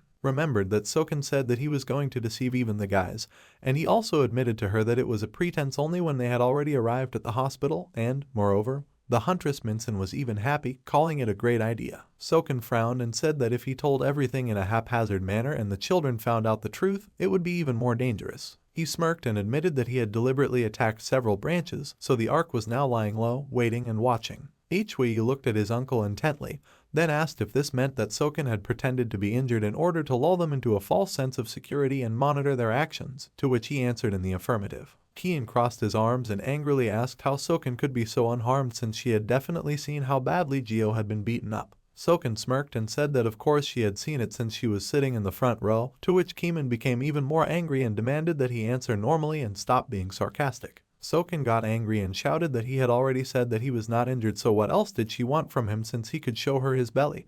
But Kiman asked with displeasure why she needed to look at the belly of someone like Soken. Hui watched the argument unhappily, which revolved around Soken's age. Finally, the director stopped the arguing first and asked her not to tell anyone about it. Kiman said that she would listen to him first, to which Soken replied that it was his trump card, so let's keep it between them, and Hui prepared to listen. Soken took out the tokens and said that he found them in a dungeon in Mongolia 5 years ago, and it was an item that absorbed all the damage he received. Min leaned forward, surprised that such an item existed, to which the director admitted that it was not infinite and that it had a limit, and every time it received damage, part of the name was carved on it depending on the strength of the blow. Hui heard the first letter of the name appear due to the sirens, and the man immediately said that he was going to the restroom. He went into the restroom, thinking about how even after 20 years, after giving him one of his tokens, Soken's token only had the first letter carved on it.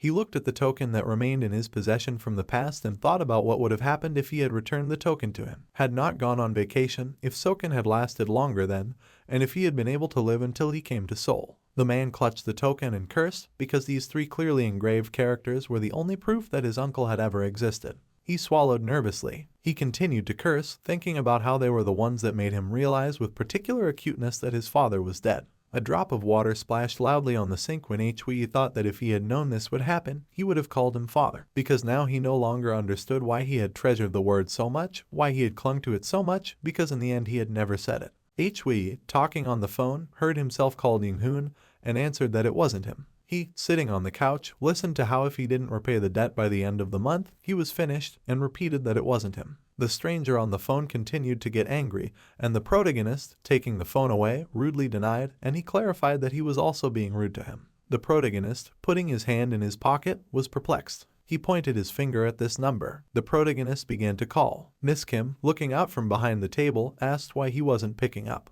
Hui, handing her the phone, said that the one who used this number before was a debtor and he blocked them, but they were calling from new numbers, demanding a long time, to which the girl asked what would happen if he stopped answering altogether. She snatched the phone from his hands and said that it was teacher Hui's phone, and he stepped away for a moment. Kim, bringing the phone to her ear, was surprised by what she heard. The girl, continuing to talk to the stranger, asked his name, receiving an answer that he was Tiwu's student.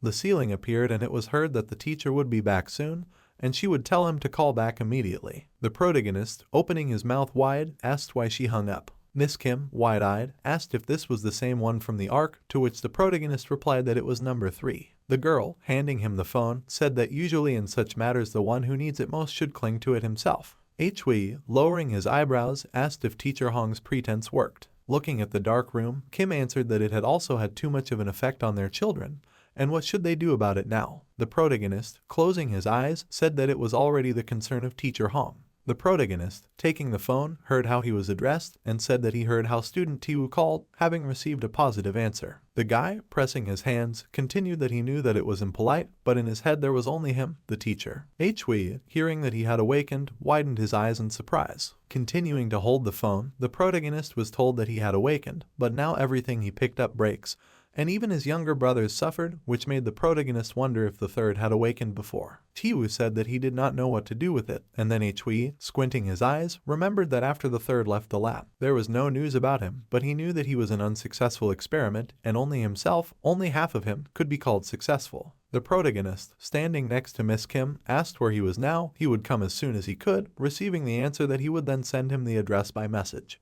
Number 3 thanked him because he did not know what to do, from which Hui began to smile, saying that everything would be fine, he would be there soon. Kim, opening her mouth wide, said that the timing of awakening was simply amazing. The protagonist, looking at the screen, clarified that maybe he had hidden his awakening since ancient times. Seeing the message, the girl asked if he needed to go there, adding that the teacher did not have a license. Miss Kim took his phone. Looking at the grinning protagonist, she asked if he was hinting that she should take him. The girl, lowering her eyebrows, told him to ask the hunters from Dasan, to which Hui replied that you need to know that the great mage will personally deliver them there so that the scene looks epic, right? Kim, clasping her hands, agreed with him. She watched silently and the protagonist wondered. The girl, opening her mouth, said that she had a great idea. Stretching out her hand, she clarified, student Tiwu asked for help because he could not control his strength, right? Clenching her fist, Kim suggested enrolling him in the demonstration school, receiving the answer that under no circumstances. The protagonist, opening his mouth, said that bringing a person from the Ark to the school could end in something bad, and this was excluded, clarifying whether she had gone crazy. The girl, bulging her eyes, asked, is this the surest way, isn't it? Through the sweat on his face, Hui thought that student Tiwu was with his younger brothers, right? Lowering his hand, he realized that he had fallen into his own trap, because the one who had come to this point for the sake of his brothers would hardly waste his time on trifles now, and he, having heard the word brothers, lost the right to say no. Putting his hand in his pocket, the protagonist said that then they would ask Teacher Hong. Hui and Kim were expressionless. Soken, opening his mouth wide, exclaimed that it sounded funny. Squinting his eyes, the protagonist said that now was not the reception time and asked if he would be a transfer student. The girl, smiling happily, answered that the school was finally starting to look like a real one. The classroom building appeared and someone asked to pay attention. Hui, standing at the board, asked how the task of compiling a guide for the dungeons was going, to which the students answered in different ways. A piece of paper with commendable stickers was visible, and the protagonist said that they should finish it by the end of the week. He lowered his eyebrows and said that today he and Teacher Kim would be leaving first, and that the hunters from the Dasan group would be watching over their return home. Looking at the class, the protagonist continued that he didn't know if he would be able to go out tomorrow, but in any case, let them do their homework properly. Seo-eun, crossing her palms, was embarrassed. She, sitting at her desk, asked the principal about his condition. Hui, opening his mouth, said that everything was fine, he would go there on his personal business, so they had nothing to worry about. Hyunwook, narrowing his eyes, asked if it was the teacher's personal business, then why was Teacher Kim going with him, receiving the answer that it just happened. Jiyeon, raising her hand, asked if she could also go out all week. The protagonist, looking at her, said that she should do as she pleased, which made her happy. At that very moment, it seemed like somewhere in South Korea. A small branch was lying on the ground. Someone picked her up. The boy lowered his head. He noticed a girl walking towards him. The boy stood up, holding his knees. He threw the stick. On the ground was the inscription with his name Hui. The protagonist erased this inscription with his foot. The erased name appeared. Miss Kim's car flew between the red crocodiles. Hui, opening his mouth wide, shouted for the girl to just fly into the pole, to which she replied that she understood. Putting his hands together, Tiwu muttered that from this day on he would live honestly and decently, would take care of his younger brothers and sisters, and continued that he was only 17. There were still so many days of life ahead of him, to which the teachers shouted for him not to say such ominous words. Teacher Kim's car hit the pole. Sitting behind the woman, Tiwu continued to pray and said that it might be because he was too bold in saying that he wanted to become a mid-rank hunter, adding that everyone who awakens dreams of becoming a hunter, and is it a crime to quietly mutter about it? Then Miss Kim was suddenly called out. A huge red crocodile with fangs was visible in front. Kim gaped at the huge beast and asked if Hui knew that she couldn't handle it, to which the protagonist told her to get her rose vines. The protagonist kicked the car window. Hui shouted that right now was their best chance, and holding the rose vine in his hands, he said that this would be enough. The protagonist pulled out the rose vine and thought about how they had gotten to this point. 2 hours ago, the teachers entered the office building and heard the employee say that all the necessary paperwork had been filled out and asked them to wait a minute. Approaching Hui asked if it was hard for him to control himself, to which he replied that it was easy and much better than in the beginning. Lowering his eyebrows, the protagonist said that usually the body gets used to it after a day or two, to which the guy asked if that was true, and Hui replied that this is when most accidents happen, so it wouldn't hurt to be careful. The protagonist asked if Tiu had any younger siblings, to which he, smiling broadly, answered affirmatively that the orphanage was full of little ones. The employee, holding documents in her hands, called the guy and asked him to come with her for a photo shoot, to which he responded and agreed. Kiwoo, his eyes wide, looked down anxiously. Looking around from under her glasses, Teacher Kim asked if it was true that the guy had just woken up, judging by how he couldn't control his speed, to which Hui told her not to believe Tiwoo. Raising her hand, the girl asked why the protagonist was treating the child like that, and whether he had done anything bad to Hui, to which the man replied that she was almost right. Imagining Tiwoo's face, the protagonist thought that no matter how he looked at it, he himself was definitely not awakened at that moment, and asked himself if that meant that the boy had truly awakened right now by chance. Hui frowned, and the thought occurred to him that they had managed to achieve artificial awakening in the arc. Remembering the papers scattered on the floor, the protagonist wondered if the river of promises had been spread because of this. Closing his eyes, Hui said that although he had saved children in Medong, changing one thing or another, but not to such an extent, to which Kim looked at him questioningly. The protagonist called out to the employee, to which he responded in bewilderment, and Hui asked, not knowing how to explain, if he had such a thing. A tall building was visible in the distance. In Hui's hand, a container with red peas was visible, and the guy asked if it was a liquid monster. Raising his hand, the protagonist said that this was a gift for awakening, and asked to squeeze it. Tiwoo squeezed the gift in his hand. The peas scattered, to which Tiwoo exclaimed in alarm. The guy said what to do with it, because the teacher gave it to him with such difficulty, to which Hui turned back and said that everything was fine, if he collected it, it would become whole again, and the guy asked him again. The protagonist continued that it was a liquid monster for the awakened, a kind of training kit, to which Tiwoo, with his mouth wide open, asked if this was the thing. Raising his hand, the protagonist explained that only the power of an awakened level could break these balls, because they would stick back together until the magic stored inside ran out, and added that if Tiwoo could compress them so that they did not fall apart, it would mean that everything worked out. Holding the balls in his hands, the guy asked if it was true that there were many amazing things here. A large intersection appeared. People passed by the car, and teacher Hui began to speak. Looking down, the protagonist asked what the guy was going to do next, to which he asked him again, and the teacher continued that usually at his age, after awakening, everyone dreams of becoming a hunter. With her hands on the steering wheel, Miss Kim asked if the teacher thought the same, to which the protagonist replied that he awakened much earlier. Grinning, the protagonist continued that he didn't want to become a hunter at all, which surprised teacher Kim. Smiling, Kim asked how it could happen that such a person became a hunter, to which Hui sighed and thought that he had originally planned to persuade Tiwoo to become a hunter and enroll him in Shibango. Closing his eyes, the protagonist replied that he had unexpectedly found it interesting, and turning to the guy, added that if he suddenly wanted to become a hunter, he would help him. Hui asked if he was talking about Shibango, to which Tiwoo, wide-eyed, asked again if it was true that it was the highest school for training hunters. Gritting his teeth, the protagonist replied that this school was not yet fully fledged, there were some shortcomings, but the director would soon sort everything out, and added that the director was the one who was often mentioned in the news these days. Miss Kim gave a thumbs up and said that the director would be discharged soon, so Tiwoo could ignore the dark rumors. Hui said that it was much better than getting involved with some guild anyway, and added that if the boy was interested, he could call him, to which he thanked the teacher. With the corners of his lips lowered, Tiwoo looked out the car window. Looking at the running people, the boy asked why these people were panicking so much. Loud screams were heard about running, and the salamander appeared. Hui hung on to the pole and shouted that they should crush it as it was. The rose vine covered the pole. The salamander began to make loud sounds. The red crocodile fell to the asphalt. The rose vine continued to stretch. The protagonist made his way from side to side closer to the monster with the help of the vine.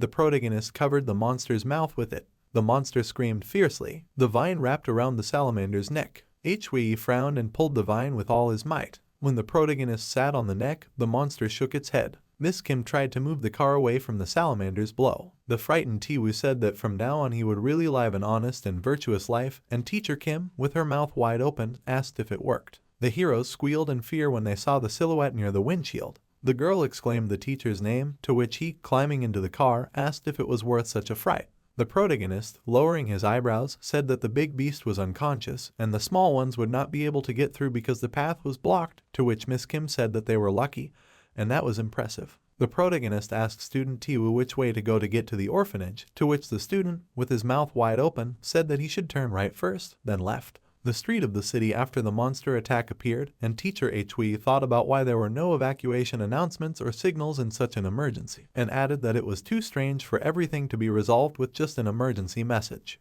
The heroes approached the building, leaving the car and rose vines on the road, and the protagonist asked if it was true what Tiwoo said about his younger siblings being in this orphanage, to which he replied that it was true, they were in this orphanage. Ms. Kim's hands emitted magic, and she asked if the big guy was the boss, to which teacher Hui replied that it was unclear, because he seemed a bit small for the boss. The heroes moved towards the building, and the girl said that it was still good that there was no fire, because it was hard to imagine what would have happened if the salamander also emitted flames, to which the protagonist asked not to scare them with such words. Lowering the corners of his lips, Hui thought that something was wrong. The heroes approached the entrance, and the protagonist wondered why the smell of blood was coming from the shelter.